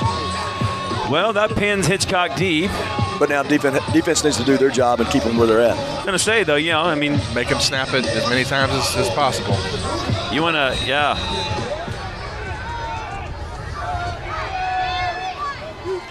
Christian Dorsey back there in the end zone, throwing out of his end zone, lost the ball, one-on-one situation, knocked away. Nice. Great coverage that time by Colton Dale. So, question from the first half, what did you guys see on the pass interference down that sideline? It certainly looked like he may have had some jersey on the inside. I just didn't see how that official would have seen that. Yeah, it would have been. My view from where I was sitting was just that he turned towards the inside to swipe the ball. So I didn't see how there could have been any kind of hand hand grabbing and stuff. Yeah, I think he had. I mean, if anything, he had his inside hand just kind of checking him. But that's a tough call to make when they both go for the ball. Colton Dale quietly having a nice game over there at cornerback in those one-on-one situations. Dorsey's going to throw across the middle this time. Has a man down there, overthrown, incomplete. And we're starting to see a little bit of a breeze pick up here. And he kind of got that ball in that breeze and floated it a little bit. Third down and 10. And Cody, you got any firewood? Chilly. So as we wait for another play, any ideas on the play before the end of the half as to how the clock runs out? Oh, I just think that's clock error, don't you? There's no way it takes him 6 seconds. 2 seconds left Absolutely. on the clock. It was from the 11-yard line. Yeah. I mean, there was definitely we ran off 6 seconds on a 19-yard run and still got a timeout call. Right. And so well, that was I would guess I call it clock error. It's a big third down here. Yeah, it is. 3rd and 10. Hey, how about a Butter My Biscuit sack safety right now? Very nice. Very nice. What I'm interested to see if they come on a blitz or why the play clock isn't running, I don't know. TV timeout. I don't know. No, it looked like Red Hansen, Baxter Bankston, Pitts, and Joe Gutshaw are the 4 across the front. They're coming after Dorsey. Dorsey steps up. Gutshaw is racing after him. He throws. Caught at the 5, incomplete, and that'll force a punt. It's a 4th down, and they're going to be punting out of the end zone. So that's going to. So it looks like the pass was complete. Yes. But right at the 5-yard line. So again, Bryce Dorsey makes the catch. But there's a flag down in the end zone. So if that's a holding in the end zone, that's a safety. Then that's a safety. And that's what the Leopards are celebrating. I haven't seen a call. Well, they're marking it to the 20. Yeah. They're coming off the field. That's going to be a safety. That is a safety. So holding now we get 2 points and we're going to get the ball. So Leopards will take it to increase their lead 30-14. And of course, when they're coming on those blitz and they're bringing 6 guys at the line, that you can only block 5. And the quarterback still has the ball in the end zone. Right. I mean, all they can do is just kind of stick their arms out and hold them. And really good job by Joe Gutshaw forcing the errant throw. But I think it was Case and Pitts, kind of him and Gutshaw together. Chasing him around. Braylon Henry coming off the edge. And so the left side of that line. I never really saw the flag, did you? Not until I saw the Leopard players and coaches kind of cheering. And then he looked in the end zone and it was kind of sitting with. I guess they had thrown it, and then they were having a discussion as to at what stage it was and if it was going to be a safety or not. Right, and obviously we saw him throw the ball out to the right, and the hold was back on the left, so our attention was kind of Look at the stats of this game, guys. What an interesting game. 30-14, Leopards 222 yards, 137 for the Bulldogs, but, just a lot of points, but not a lot of offense, really. 222 total yards. That's not bad, I guess, but Well, David, you've become 12-12 on the free. You've become accustomed to the Leopards running the ball. Yeah, no, exactly. So 168 yards rushing, 54 passing, but penalties, 11 penalties in the game right now. So from time to time, a little sloppy, right? And then the big stat, obviously, like Hitchcock's run 41 plays, Lorena's only run 26, and that includes. And at halftime, what was it again? It was weird at halftime. It was like 39-16. Yeah. All stats this season brought to you by the Driveway Company, your one-stop opportunity for concrete repair and maintenance needs. Here we go. P for K, if you will, as they punt the ball. Caught at the 41. Colton Dale slips the tackle, staying behind his blockers. He'll fight his way all the way down near the 40-yard line. Leopards start once again in enemy territory. On the return. Ball down by number 10. So, Adams. David, Colton Dale is really had it's not necessarily going to show up huge on a stat sheet, but he catches that free kick, I guess you call it, off of a safety, gets it back all the way to the 40, and the 2 big kick returns. Colton Dale having a phenomenal game on special teams. Yeah, not only do we get 2 points out of the deal, you're expecting to have a drive a full field, and now you're inside their own. They're inside their 40-yard line. Well, and as good as those things are, Jared, it's that quiet defense on the edge against those one-on-one receivers that he's really been having his biggest impact, in my opinion. Ball running forward there at the 38-yard line. 2nd and 8. David, are you ready for a final? Okay, come on. Give me the good news. Are we sure that's right? That's what it's been. I mean, they were tied at halftime, and they were ahead going into the fourth quarter. But they were? Yeah. Wow. So is that a big win? Or what? Cameron 38, Hallettsville 35. Come on. That is awesome. If that score is correct on Abel throwback. Camden Brock gets a block on the edge. 30, 25, out of bounds. Big block on the edge over there. And we have a man down. That's Blanick. That's Caleb Blanick, and you hate to see him go down. I think he was the one that threw the block. Yeah, he was, but you don't want to see that. If you took a look at the CF Supply replay, Blanick comes in there. He takes out 2 guys, one of his own. But he's up and walking Hitchcock, it off. Hitchcock defender. If that score holds, if that's true, that's a big win for the district to show. Oh, strength of the district. Absolutely. And I mean, obviously, we're rooting for everybody in District 11. Sure. And then for Cameron to come in and really, knock out the state runner-up from last year. No doubt. Jaden Porter, Camden Brocker split out wide, handed off to Red Hansen right up the middle. Big hole, pushes his way down inside the 20 to the 18-yard line. About 4. Yeah, just good. You see Riley Boozer out there, Elijah Turley on that left side. Blanick still in the ball game along with Kai Ritchie. And I think, maybe they just think with the going with the double tight, even though it brings in more defenders, just man on man. Well, there's nothing wrong with 4 yards at a time. Sure. That's ball control. At this point, with this chilly breeze, I'd be okay with it. Just keep it running. Pass incomplete right through Porter's hands. And he would have been in the end zone had he hang on to it. That'll bring up 3rd down. Obviously, I would assume, you can throw it on 2nd down like that. We're in a 4-down territory here, so you can go for it on right. Well, the way they've been running the ball, doesn't matter what down it is, they've been gaining big yards. Yeah. So no reason you can't come back and run the ball here. Woodville winning big over Crockett, so it looks like, that'll be round 2. Round 2. Blanick still in the game. That's good to see. Hansen runs right behind him. Hansen fights his way forward down inside the 15 to the 13 to bring up 4th down and 2. 4th down and a couple. Very manageable. So what are you guys' thoughts on the, while we wait for the 4th down and 2, what are your thoughts on the new pants? I was going to ask you. The sharp. Well, I actually thought I was back in the 80s when I played football. I'm like, hey, that's exactly the way we used to run with it. Looks good, man. Looks real good. If they came out with a baggy jersey, I'd be... Here we go, 4th and 2. Abel keeps it. Going to be tackled short of it, and that'll be a turnover. Hitchcock will take over on downs. Get quick. I like. Here's the thing. I like Ryan Abel, even though he doesn't convert there. I like him keeping the ball and doing his best to get the first down. But you go into the short side of the field like that, it's got to be a quick pitch or cut up and dive for the first down. That's what I talked about a couple of weeks ago. Whenever you're in that option, running 18 or 19 option, which is a variable of that, is that you 2 steps, break down, and pitch the ball, and let your back go get it. Yeah.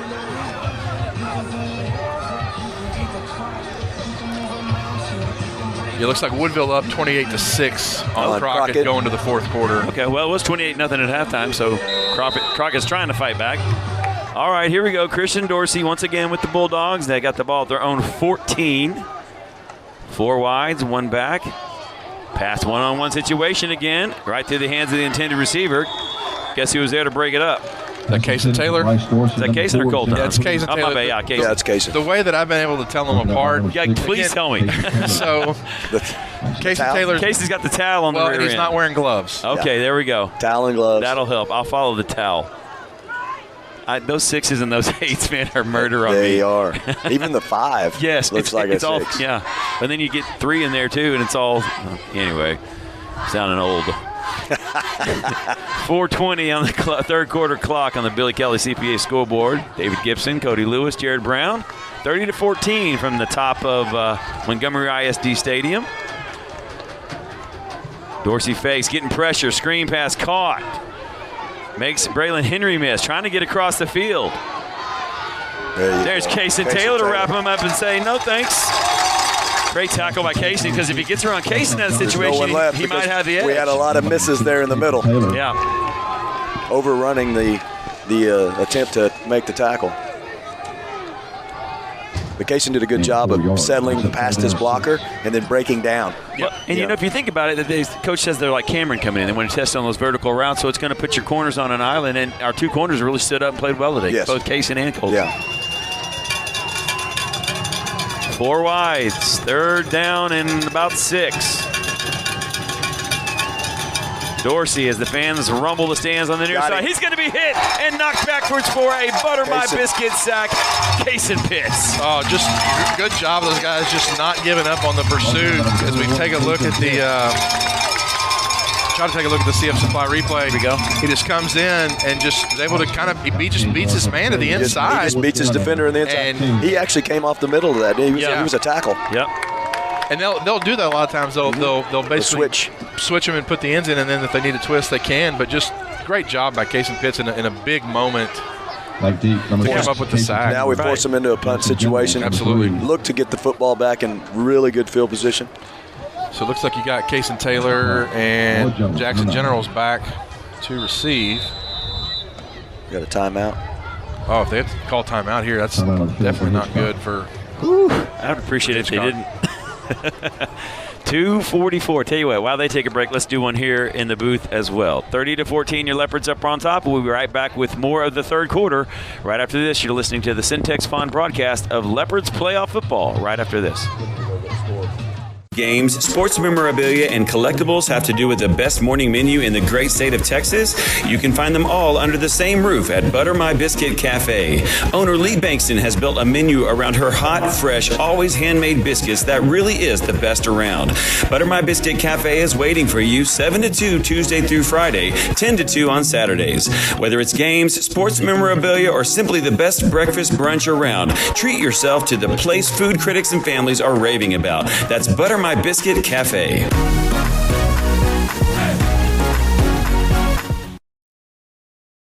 If we get a good low punt here, we may get a nice return. Welcome back into Montgomery ISD Stadium. David Gibson, Jerry Brown, Cody Lee Lewis from the top of the stands. And Leopards have forced a fourth down. Back to receive is Kason Taylor and Jackson Generals. As the Bulldogs look to kick out of their end zone. Leopards. Whoa. Fumbled snap. Oh, get on it. Trying to get out to throw it away. It's caught and then tackled in the end zone. The second safety of the ball game. Wow. and just, wow. Really credit Cameron Elson there and the other Leopards defenders. That was just up at his fingertips.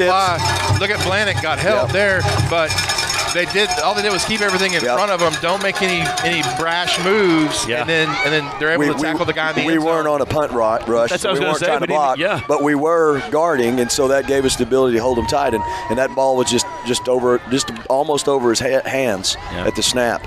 Wow. 30. And interesting, just so that Leopards had a 16-point lead, which technically was only a 2-score lead. Right. Now this makes it a 3-score game because you kind of wonder sometimes is it better to take a safety right there than out of the back of your own end zone. I guess he still had plenty of room, but now they get the chance to kick the ball and maybe you try an onside or do something to get the ball back and maybe get better field position. But and it'd be nice to see a nice return here out of Colton.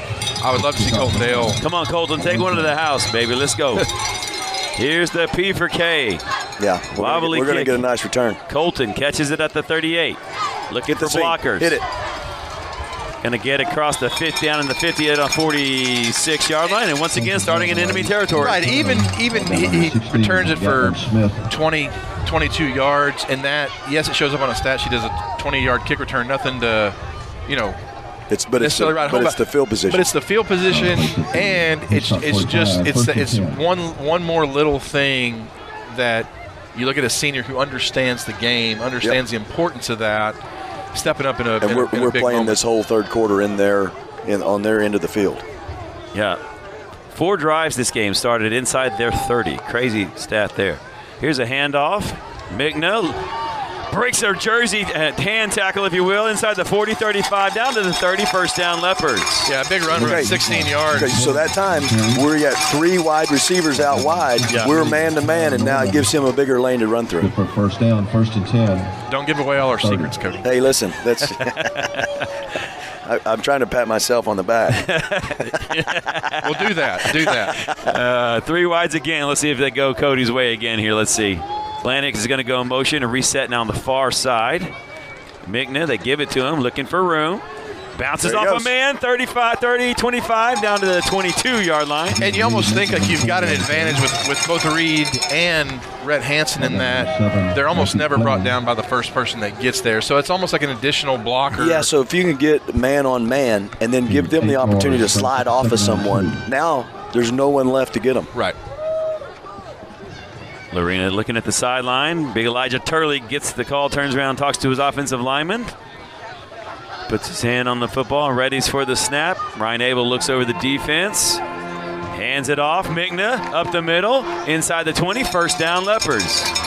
And now it's just, business as usual. So, big Jesse Britt Automotive first down for the Leopards. Clock continues to roll. Under a minute now.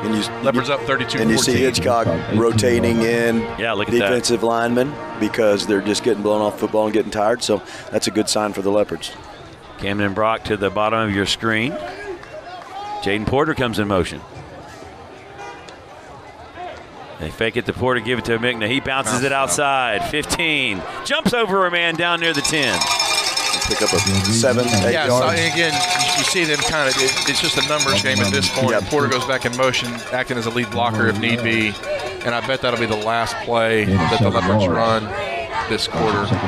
So Cody, real quick, we talked about the pre-loved Louis in a previous broadcast available for Syntex Pawn. How has that gone?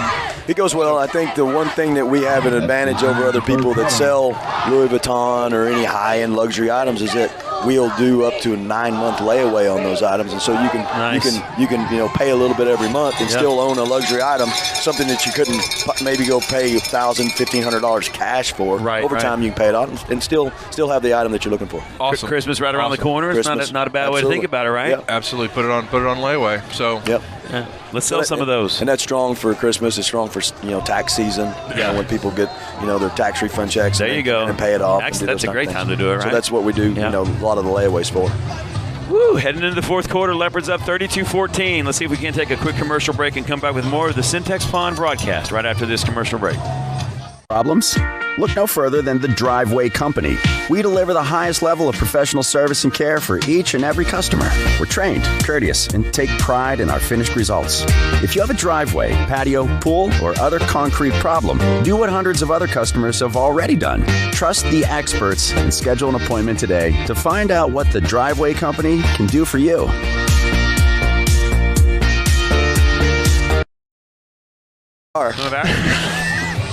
Welcome back into Montgomery ISD Stadium. Davey Gibson, Jared Brown, Cody Lee Lewis talking about Christmas shopping up here at the top of the stands while your Leopards are up 32-14 and knocking on the door again.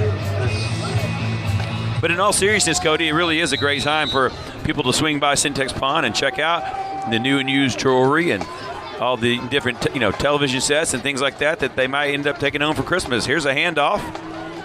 Jaden Porter out of the backfield, who he tackled, pushed backwards for a loss, and I'll bring up third down. Yeah, good job by Jaden Porter, number 7 on the carry, brought down by number 60.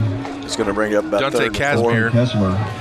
And I think that's one of the things where, again, Jaden's still young, only a sophomore, but you've got Riley Boozer, Jackson Blackwell, and Blanick all on the left side. Plays designed to go to the left side, take it to the left side. That's where you got help. Cuts back, tries to do a lot on his own.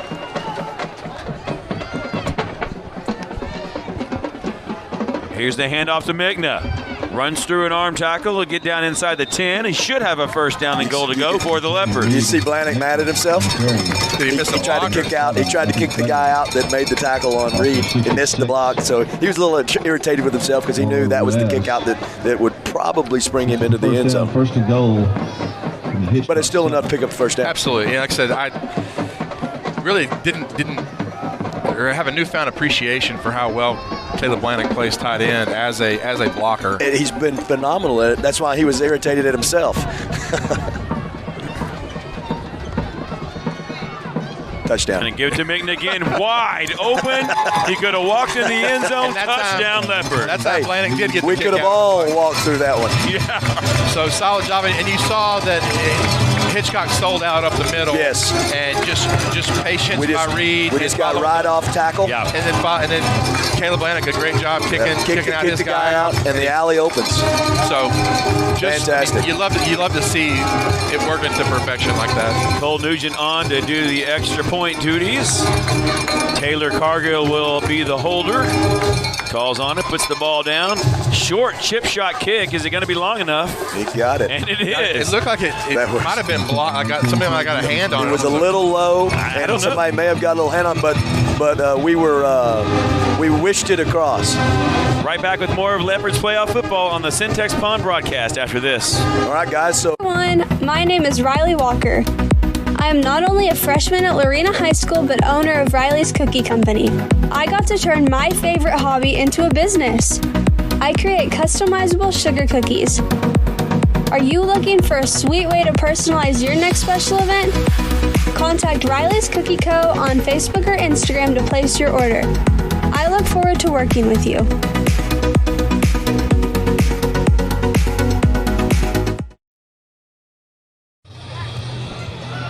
All right, welcome back into Montgomery ISD Stadium. I want to thank Cody Lewis for joining us in the third quarter to talk all things football and purses. And scores 39-14 here in the fourth quarter of play. About 10 minutes and 42 seconds left on the Billy Kelly CPA scoreboard. I want to thank Billy Kelly for sponsoring the scoreboard for 3 consecutive seasons. The structure planning, the estate planning, compliance, and accounting. If you're in need of CPA services, give Billy Kelly a call. Here's a deep kick by the Leopards into the cool night sky. Going to bounce inside the 5 into the end zone, and that'll be a touchback for the Bulldogs. And what a great job by Connor Pewitt, really getting his foot into the ball, driving that to the right, and it bounces into the end zone for a touchback. And I think, again, David, it's one of those things that it's going to show up as a touchback on the stat sheet, but it prevents them from being able to return the ball, forces them to start in their own territory.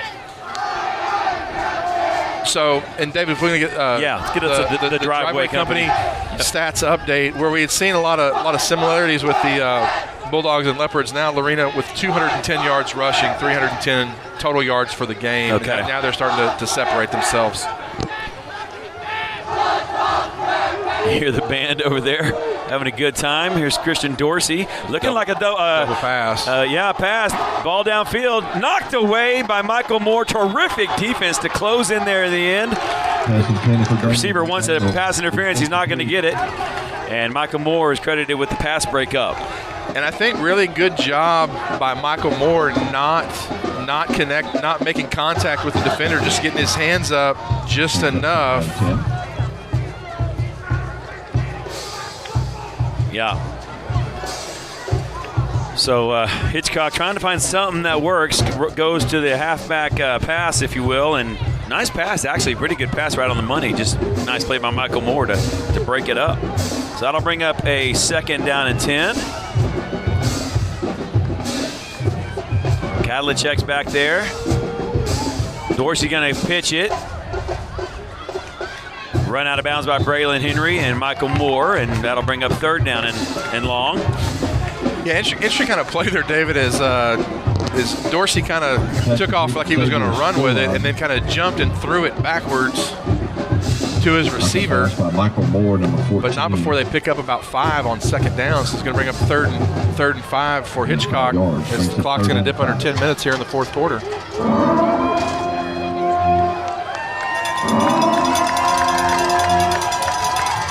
Nice tinge of Leopard fans made the trip down here to Montgomery. Watch their Leopards play well and be in position for a victory here tonight. Pass incomplete, and that'll bring up 4th down, and so the Leopards hold once again. Christian Dorsey's teammates will pick him up off the ground, and with 9:40 left in the fourth, the Leopards will get the ball back. Yeah, solid job on the pass coverage. You're starting to see the Leopards. Obviously, they've made some adjustments in the second half as far as their pass coverage, where guys aren't nearly left alone. That time you kind of had a bracket coverage with Jackson General's and Drew Britton across the middle. So Dorsey nowhere to go with the football, falls incomplete, and now it's 4th down. And really, you got to think they got to go for it at this point. I mean, yeah, but Okay, you're right about that. 5 wides, empty backfield for Dorsey. I mean, if you punt the ball to Lorena, you may not get it back. Well, but I mean,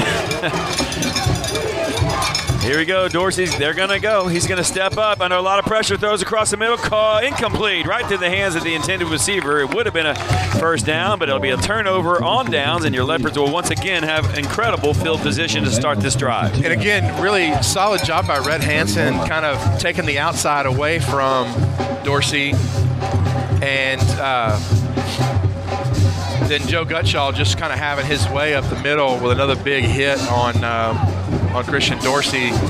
Ball kind of slipped through the hands of, I guess, of his brother Bryce Dorsey, and falls incomplete. I think there was a flag down, but I think it was holding against Hitchcock. Leopards decline it, obviously, and they'll take over at the Hitchcock 30. And really, I mean, illegal chop block. Illegal chop block there as they announce it over the PA system. But Leopards have had, I think, have taken possession almost every drive of theirs. David has been in the Hitchcock half of the field here in this second half. 9:33 to go. Yeah. Leopards up 39-14 on the Billy Kelly CPA scoreboard.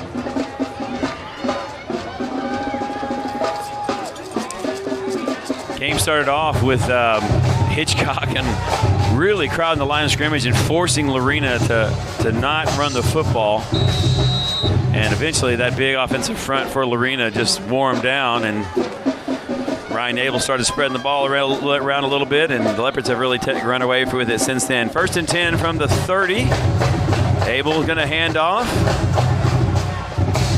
Going to lose a yard on first down, back to the 31, bring up 2nd and 11. Clock running at 9:24 in the 4th. Yeah, nowhere to go for Rhett on that play.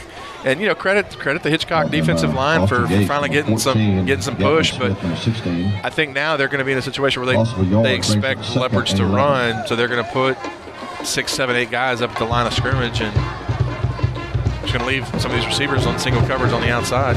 Rhett Hansen in now. Abel looking to throw, steps up, in trouble, gonna sling it towards the sideline, and out of bounds, incomplete. Play never really developed. Well, he kind of had, it was almost like not a screen pass, but a throwback where he rolls to his left and turns the throwback to the right. And typically in those plays, you're going to get some pressure from the defensive line because you're going to have your slide and your protection. But I don't know if it was Michael Moore, who it was, Camden Brock out there, not necessarily ready for the ball. Officials are gathering to discuss. I certainly feel like Lorena had a receiver in the area, so it shouldn't certainly. Well, right over Camden Brock's head. I mean, certainly shouldn't be. Unsportsmanlike conduct against the Bulldogs, and that'll be an automatic first down for the Leopards and move them inside the red zone. Obviously, we didn't see what happened there.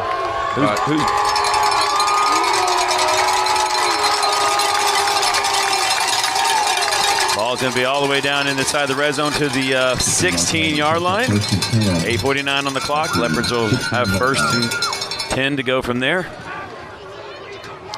Kai Ritchie's in there lined up at tight end. Joe Gutschall on the other side. So double tights. Cason Taylor at the bottom of your screen. Jaden Porter. Ryan Abel looking to Camden Brock. They're going to loft it towards the end zone. Camden in a one-on-one. Goes up. Oh, incomplete. Right through his hands. He holds his head and his helmet in his hands and says, I should have had it. Yeah, I think he got his hands on it. Just looked like Damian McDaniel was able to kind of jar it free. But it was a free play for the Leopards as Hitchcock had jumped off sides. So no harm done. They're going to actually net 5 yards here on the offsides penalty. And then another flag just flew, and it's either going to be on number 2 or number 14. Well, the coach is halfway out on the field hollering at the officials too. So, and this is one, you hate to see this for Hitchcock, but things kind of starting to fall apart for them. Yeah. And we've seen a lot of John on the field tonight. Things getting a little chippy, as they say. But number 3, Xavier Scourin may be done for the day as he comes off the field. Well, Well, Jared, Leopards are going to move to 9-2. Haven't lost since week 2. Your only loss is to the number 5 team in Division 4. So it looked like offsetting. Sorry to interrupt you, David. There's offsetting personal fouls. And this is what, again, if you're Lorena, you want to avoid at all costs, because you don't need anybody. That would be the absolute, well, not the absolute worst, but that would be something that you just can't let yourself get sucked into at this point. Right. And obviously I think that the Leopard coaching staff does a great job at keeping those guys grounded, but here's a situation in which you need to get control of them. Kaysen Taylor, Jaden Porter, Cameron Brock from top to bottom at wideout right now.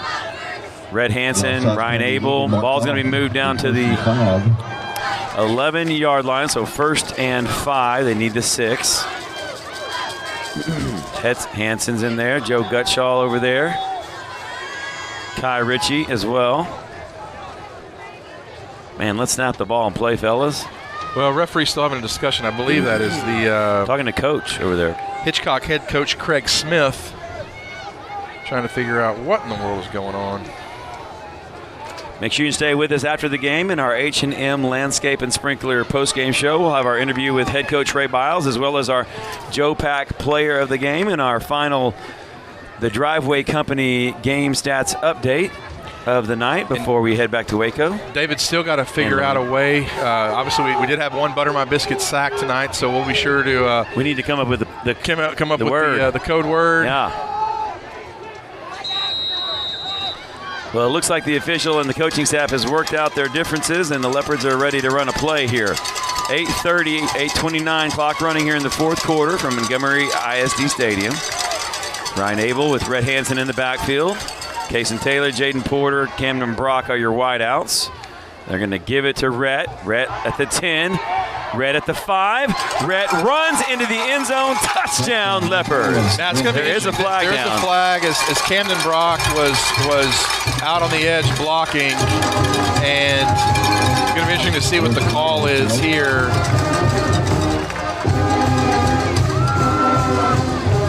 The offense hasn't left the field yet. Not sure if it's going to be a hold out there on the edge, but and that's just a disappointing call. Camden Brock out there doing his best blocking on the edge, and they're going to call holding against him. Wyatt Jones out there to calm him down a little bit. And if anybody's going to do it, it's Wyatt Jones. David, you know he's a state champion steer wrestler when he's not playing offensive line for the Leopards. The foul brings up 1st down to 6. All right, well, 1st down and 6. Let's do it again. 8:05 on the clock, continuing to run now.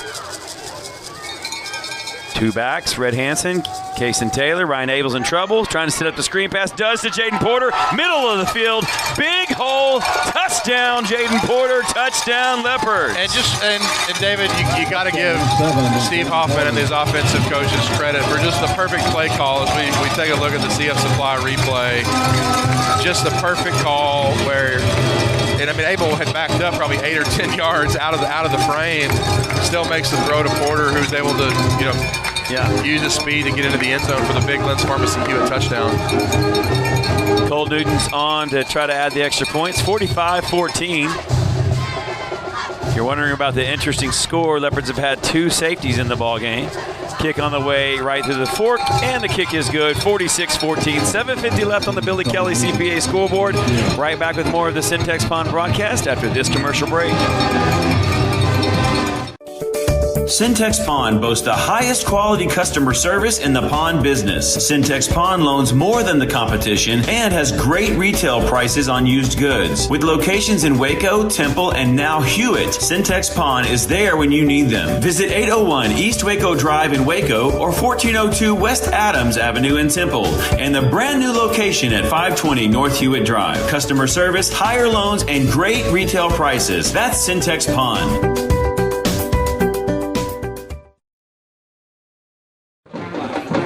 We want to welcome everyone back into the Syntex Pond broadcast of Lorena Leopard football here on the NFHS Network and Look live streams. Leopards extend their lead 46-14 after the beautiful screen pass for a touchdown to Jaden Porter. 7:50 left to go in the fourth quarter.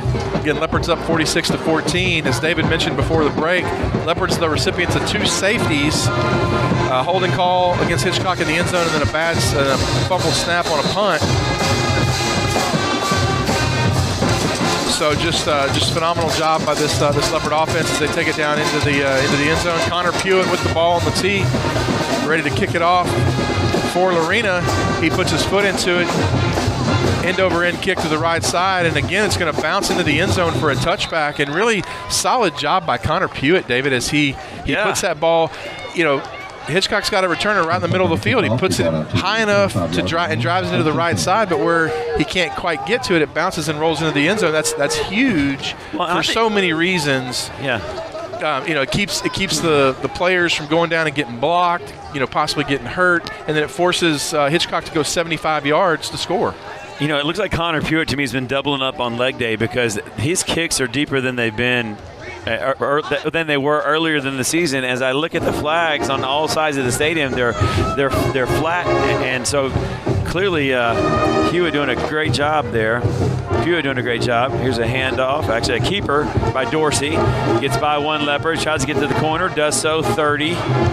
Cuts it back to the middle of the field. Jason Taylor's chasing him. Colton Dale. Here comes Braylon Henry, and then they'll finally drag him down the middle of the field in Leopard territory. Yeah, there we see the explosive, big playability of Christian Dorsey. Colton Dale on the tackle there. Touchdown saving tackle at that. Is he just kind of gets onto the outside and then breaks some tackles, but Dale and Taylor never giving up on the play and bring him down, but not before he's all the way down to the Leopard 35. And credit Christian Dorsey and this Hitchcock team for not just rolling over, quitting. 4 Ys, 7:11 on the clock. Handoff looking for room. A little jitterbug down inside the 35-yard line to the 31. Pick up a 4 there on first down. That's Terrence Allen and kind of the lightning to Jamarcus Davis Thunder. Yeah. And but again, this Leopard defense kind of wanting to bend but not break here. Just kind of let this clock wind down. Jared, I want to thank you for the pullover. I'm much warmer than I was 2 minutes ago. It's a magic pullover, David. It is magic. Band and band having a good time. I know that because we're in the stands with them. Here's a pass from Dorsey across the middle. Bam! Hit by a couple of Leopards there. Who was that on that tackle? That's Drew Britton. Drew Britton. He's one of the hardest hitters on this Leopard team, and you saw him hit Kadlicek there, and Kadlicek just take it like a man and picks up the first down for Hitchcock. 22. Clock nearing the 6-minute mark at 6:10. Continuing to run here in the fourth quarter. David Gibson and Jared Brown. Clay Gibson on the board tonight. Bobby Stone on camera. And your Leopards up 46-14. First and 10. Bulldogs send the man in motion. Dorsey getting pressure up the middle. Pulls it down, looks to throw, slings it downfield, caught at the 12. Inside the 10, stiff arm 5, into the end zone. Touchdown Bulldogs. And I'm never one to try to talk about officiating, but Baxter Bankston absolutely got mauled on that play. And, I mean, if ever there was a holding call to be made, it was there. But nonetheless, Hitchcock goes into the end zone for a touchdown, bringing the score to 46-20.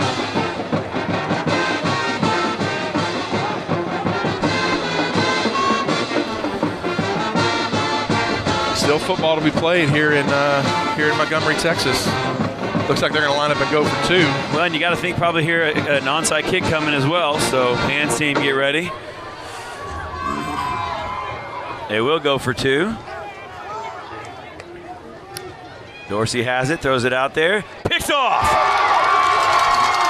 Still on his feet, fighting to the 15, trying to break loose is guess who? Colton Dale. What a game by Colton tonight. Well, yeah. I'll just leave it at that. And here's what I love about that play. It's what they have been throwing his way all night long, one-on-one situations. I don't want to say they're picking on him because if you're picking on Colton Dale, you're just dumb. But he has stood up every single time and made the play and knocked it away. And once again, they're trying to get back in the ball game, trying to go for 2. Just great game tonight by Coltondale. I'll put it this way, and obviously does a phenomenal job, but when our cameraman, Stone Gibson, from his vantage point, can recognize the phenomenal play of Coltondale tonight, that really says something, Yeah, for sure. I have no idea what you're saying, actually. 540. We still want there to be some suspense after the game, but I have no idea what you're talking about, Jared. We would never talk about something before the game. And you know what's funny is obviously we've seen Coltondale have a great game tonight, but even last week he played really, really well. But a lot of times he's on the far side of the field and it's not as easy to see. But just phenomenal job. Speaking of guys doing a great job tonight, I want to credit Clay Gibson. We've had some issues technologically wise in terms of the temperature outside and being out in the stands, and you guys at home probably haven't noticed it, but it's been a little bit of a troubleshooting evening from up here in what I would call the booth, the stands in the booth stands. So appreciate Clay and the job he's done. Here's a short onside kick, bounces off a Leopard, and not sure who came up with it. I don't see Hitchcock jumping up and down, and usually they would. The official says Lorena football, and so it will be Lorena football. 5:36 remaining. Looked like either Reed Mickner or Jaden Porter was able to pounce on that. So now 5:36 left to go in the game, and I think, again, Lorena just kind of wants to continue the same thing. What do we know about Woodville at this point? Do we do anything yet? I haven't looked at it. The final, there's a final with them. They beat Crockett 35-6, so obviously they can score points. Yeah. Solid team. And I think they were leading that district for most of the year, but then ended up not winning it on the last week of the season. Ryan Abel, Reed Migna. I'm sorry, Kaysen Pitts. Look at Kaysen running hard. He always puts his shoulder down at the end, and he picks up a big Jesse Britt automotive first down. And David, what is it got to be like to have the luxury to bring in Kaysen Pitts? Late in the ball game. Red Hansen, Reed Migna done a great job all game, and then you can bring in this bulldozer of a back like Kaysen Pitts to just kind of slam the door shut, put the nail in the coffin, whatever cliche you want to use. Yeah.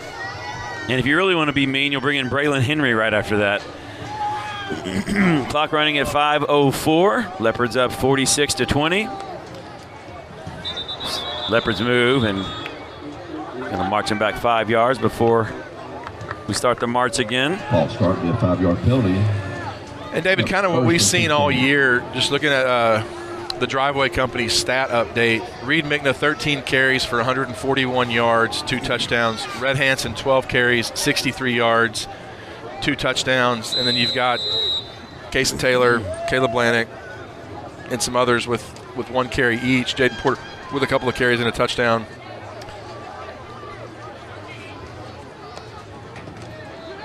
Hand off to Reed, looking for room. He's going to be knocked down right around the line of scrimmage. I'll give him a yard. That'll bring up 2nd and 14. Keeps the clock running at 4:35. 14, Austin Gase. And David, I'm going to continue with these stats. Abel, 6 of 11 passing on the night, with one touchdown. Here's the key: 6 different receivers tonight catching the ball. So wow. No, everybody only had 1 catch. So, of course, the big one being the screen pass to Kaysen Taylor, but then also the screen pass to Jaden Porter for the touchdown. Yeah. Taylor had a nice game tonight as well. 4:03, clock running. Fakes to Migna. Abel stands up, tosses it. Going to be caught. Caleb Blanick, he'll pick up about another yard, but it'll bring up 3rd down and 12. Good to see Blanick get a touch. Make sure and stay with us after the game. We are down in Montgomery, so we're going to shorten the postgame show a little bit, but we will have our postgame interview with head coach Ray Biles as well as our Joe Pack player of the game. Our final the Driveway Company stats update, and we'll pack up and hit the road. Clock running at 3:24. David Gibson, Jared Brown. We're joined by Cody Lewis in the 3rd quarter. Good to be with him. 3rd down and 13. They're going to give it to Reed right up the middle. He'll make it inside the 40 to the 39. They'll be short. A big helmet comes off here at the end. And it looked like he ripped Wyatt Jones' is off really upset and just threw it down the field. Like, I don't understand how that's not a flag. Pretty sure you can't. Oh, okay, I saw it. Yeah, on the replay, we just caught a look at it. 63 literally grabbed him by the face mask and ripped it off and threw it backwards. And Wyatt Jones is rightfully upset. They clearly missed it, but and he's over on the sideline hot. Yeah, and that's, I mean, probably the best place for Wyatt Jones to be is on the sideline before he steer wrestles somebody to the ground. You know what? It's only fair. Let him back on the field. Nope. I want to see it. No. I want to see him wrestle that guy to the ground. Tie him up with a rope. Well, look at any of the previous 25 running plays tonight. You're no fun, Jared. 4th down for the Leopards. I think they're going to let this play clock run all the way down and then probably call timeout. Yeah, at this point, it's almost like there's not a lot of good that's going to come out of the rest of this game right now. Just need to get off the field and get home. Yep. But I think we're probably in agreement about our Joe Pack player of the game. By the way, just want to thank Billy Rutherford again. But throughout the season, from time to time, we've had special circumstances and where we might award more than one player of the game. Absolutely. Billy always steps up and supports us, and I really do appreciate that. I think what's interesting is that, you know, he saw it as an opportunity to honor his friend, and now, as we've come to find out, certainly several others in this community who have kids now playing for the Leopards who played with Joe and knew him. So it's kind of become a big thing. These players care about it. I've even had coaches talk to me about it. So it's become a big thing to honor, you know, to honor Joe Pack. But the players understand the importance of it and really take it seriously. So, you know, certainly and I think we've had some opportunities really where multiple guys have deserved it, and we've been able to award them. I wanted to say, even looking back at the Troy game, we gave it to the offensive line. We inadvertently omitted a couple of those guys. Again, just honest mistake, but Jackson Blackwell and Tyler Walkendorf both having great games that night as well. So certainly want to include them in that Troy game. So, by the way, you got a correction on the game file. We'll get to you in a minute. Abel's got plenty of time. He's going to sling the ball across the middle. Has a man down there. Jaden Porter, touchdown Leopards. An interesting call on 4th down as we take a look at the CF Supply replay, and Porter just kind of runs a simple post route back across the middle, beats his man to the inside, and Abel hits him in stride to go in for the Lynn's Pharmacy Hewitt touchdown, which will take this score to 52-20 with the extra point looming.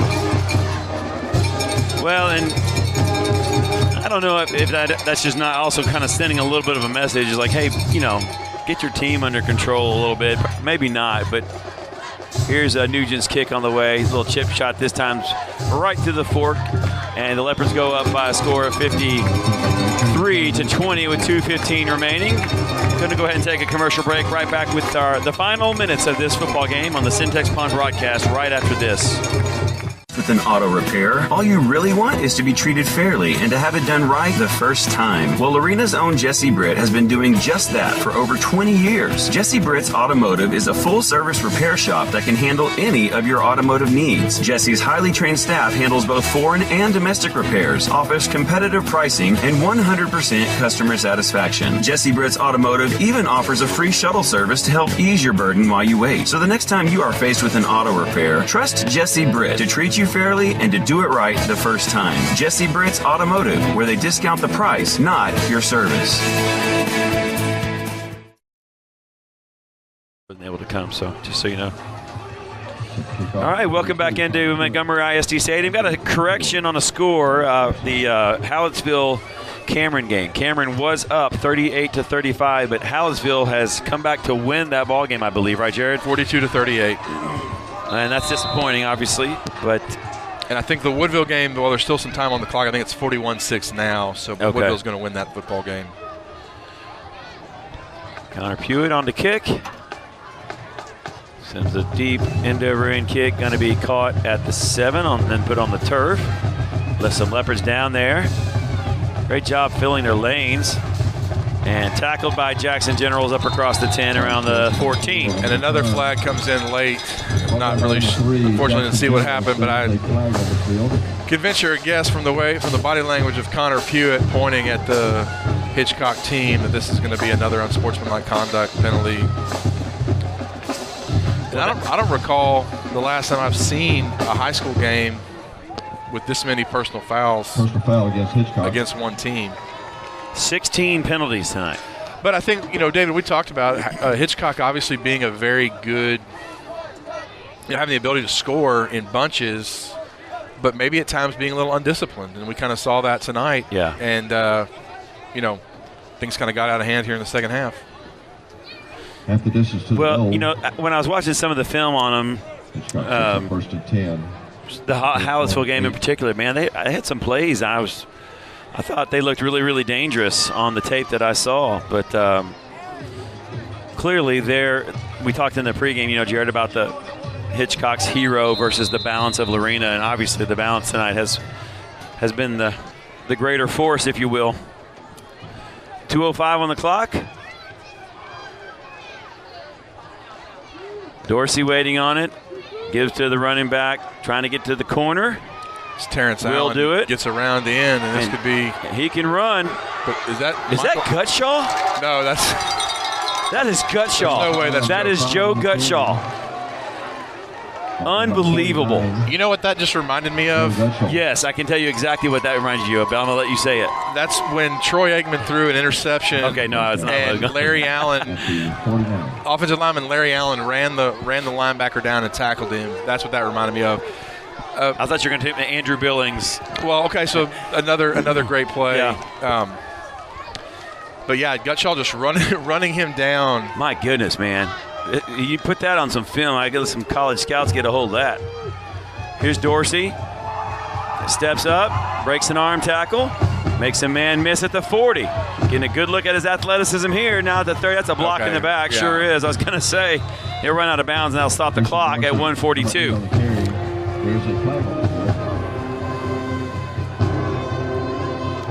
Well, so the Leopards they're gonna advance, Jared, win the bi-district champions over another gold football. That's right. Never can have too many of those.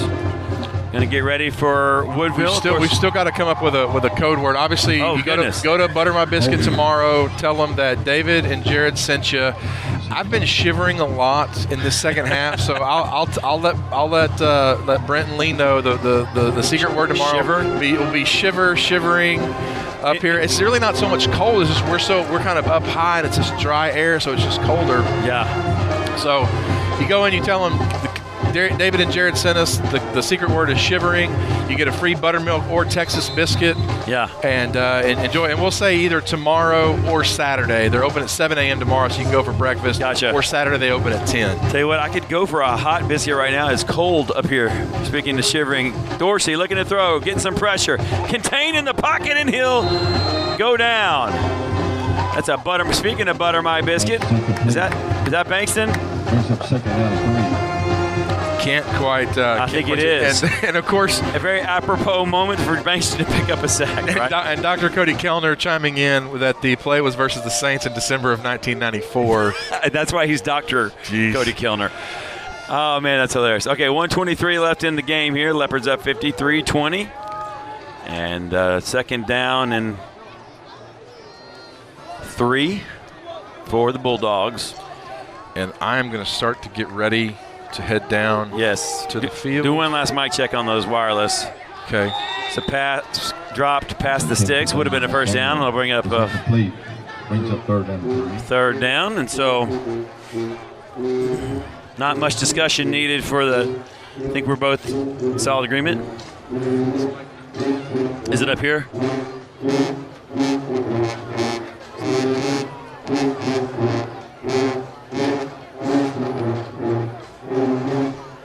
Here's the play. Dorsey looking to throw across the middle. This time it's caught. Past the sticks for a first down. That was Kadlicek. did that before, too. First down, first and 10. 35. I'm going to let y'all handle it. So.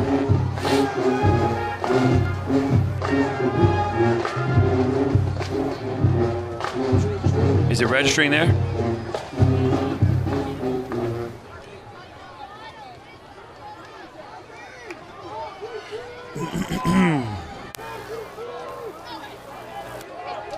All right, here's the play on the field. 1st and 10. Clock is at 38 seconds.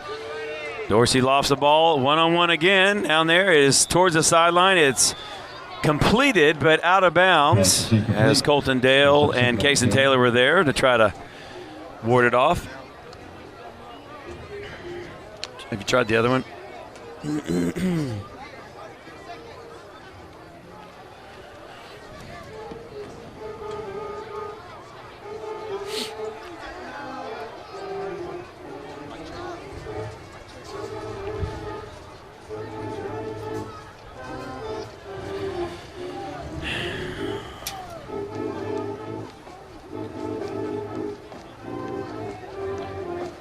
We're not getting any signal on here either on that.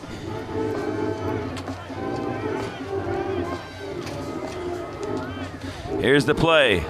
Dorsey lofts the ball down the middle of the field. One-on-one. Caught inside the 5. Down near the goal line. Pass complete to Bryce Dorsey, number 4. And that's the clock's gonna stop for the first down. 23 seconds left. Hallettsville. Hitchcock races down to the goal line to try to get another score. Maybe power it off and then back on. Clay, maybe try that. Dorsey's going to option. He'll slip and fall to the ground. 6 seconds, 5 seconds. Dorsey, number 8 on the carry. And unless Hitchcock calls a timeout,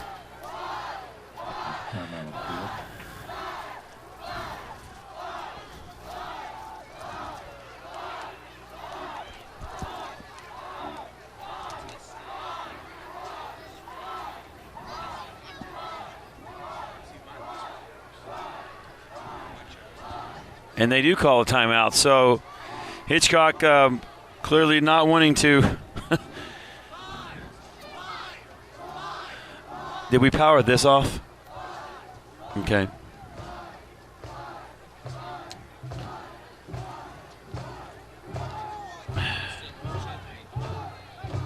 Did you get it? No. Try the crowd mic one. Let me try to switch those two. What we're doing right now, if you're listening at home, apologize, but we are trying to make sure that our wireless mics work. Again, there's some technology issues here going on. And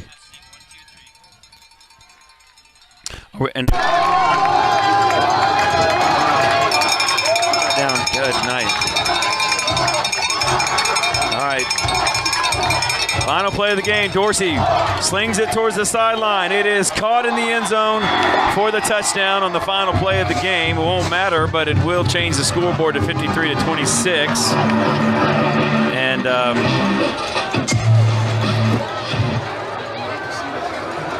this is way too hot. Okay, goodness. Touchdown, number 8, Christian Dorsey. You know,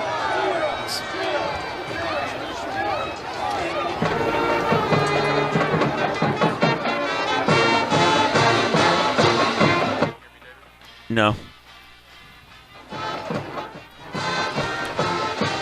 They're going for 2. Try the exact same play again, and it is good. So on the final play of the football game, for whatever comfort it brings them, the Hitchcock Bulldogs go for a touchdown and get 2 points to make the final score 53-28.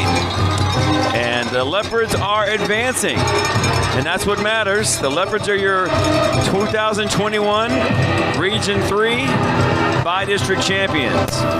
And see if we can get the wireless mic situation hopefully figured out here. Definitely want to be able to meet with the Joe Pack player of the game as well. Yeah, it's registering over there. It's good now. We're good. Okay. So that's good news. We got the mic situation worked out. Jared and Stone will head down to the field now and for the Joe Pack player of the game as the football team comes to the near sideline and listens to the fight song be played. Leopards win by a final score of 53-28 tonight on a cool evening from Montgomery, Texas. Always good to win, no matter no matter how it feels, whether it be sitting outside in the stands in cold weather or not. Here's a school song for the Leopards.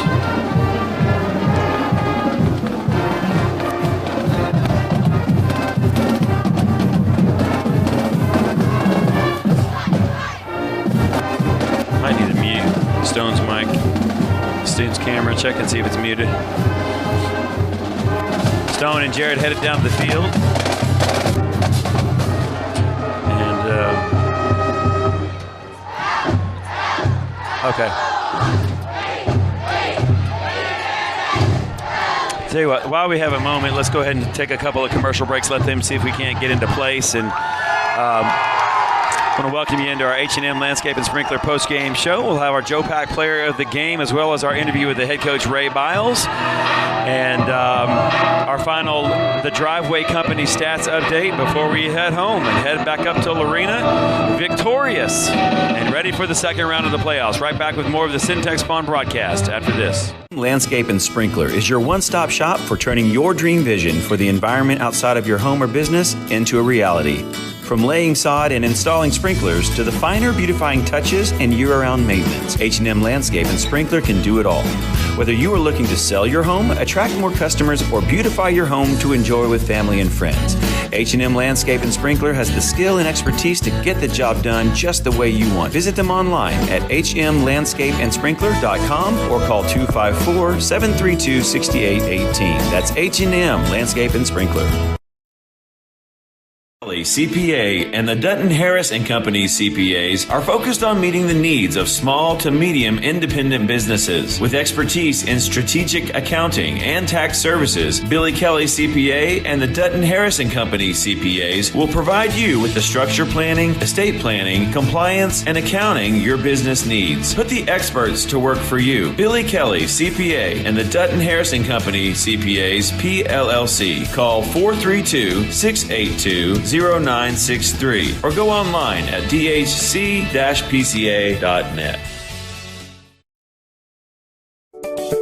Syntex Pond boasts the highest quality customer service in the pond business. Syntex Pond loans more than the competition and has great retail prices on used goods. With locations in Waco, Temple, and now Hewitt, Syntex Pond is there when you need them. Visit 801 East Waco Drive in Waco or 1402 West Adams Avenue in Temple and the brand new location at 520 North Hewitt Drive. Customer service, higher loans, and great retail prices. That's Syntex Pond.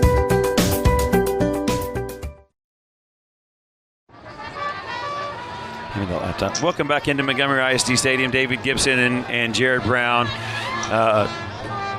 here tonight as your Leopards win by a final score of 53-28 over the Hitchcock Bulldogs. And Jared Brown, Stone, Gibson down on the field, on the turf here, waiting for the Coach Biles to finish the post-game conversation with the players. But the good news is your Leopards are victorious and they'll advance to the second round, the area round of this Region 3 playoff. Jared Brown, Stone down on the field. Coaches are talking things over. Players are talking things over. Looks like they have the tarp. Not the tarp, the banner. And David, are we ready? Now we do have Jared with Coach Biles, and so we'll go ahead and go down to them and go ahead and throw it over his way. David, are we ready to go? Yeah. Go ahead, Clint. Throw it. Okay. We're good? Okay, we are now joined down on the field by Leopards head coach Ray Biles. Coach, congratulations on the by-district win tonight. Let's just get your thoughts on the game and the victory. Well, I mean, you're always glad to get out with a W. I mean, the kids played hard. We got a lot of things to clean up. You know, we had touchdowns called back. We got a whole lot of nitpicky penalties that we got to fix. And anyway, but that's part of the game. I thought they did a great job of staying there, fighting, battling through a lot of things, and did a tremendous job of winning the ball game against a very talented football team. Game kind of looked like it got a little chippy, and you guys really were able to kind of keep your composure when it looked like it could get out of hand at one point. What did you tell them to kind of keep them in line? Stay out of the ditch, play on the high side, and I mean, that's what we try to practice and preach. And I mean, I appreciate the competitive nature. Kids are kids, and I got it, but there's a right way and a wrong way, and so I thought our kids did a great job of staying on top of it. Okay, looks like you're going to get a Woodville next week. I don't know how much you know about them, but just what did you tell the guys after the game as far as kind of continuing on to this journey? Well, it's one hurdle. We got a few more we got to go to get on down the road. Woodville, I've seen a few tapes, nothing really much. They're very athletic, very good football team, and at this point in time, you've eliminated a lot of the not real good ones, and so it's going to be a battle next Thursday night. Okay, so playing next Thursday night, do you know where we're going to play yet? We'll be in Madisonville Thursday night at 7 o'clock. We had another site, but we lost a flip, so we ended up in Madisonville. Okay, great. Well, congratulations again on the win tonight, and best of luck next week. Thank you. Appreciate it. Thanks, David. And those are the post-game comments of head coach Ray Biles. Good to know that we know where we'll be playing next week. We'll be in Madisonville. Madisonville's great facilities, so I'm sure we'll be inside. That's nice to hear. But interesting, I like the way Coach put that. He said, the way we talked to Jared, asked him the way you talk to the players, and he said, stay out of the ditch. So, clearly a situation, as you can see, the Leopards are, I'll tell you what, back this out of there real quick, Clay.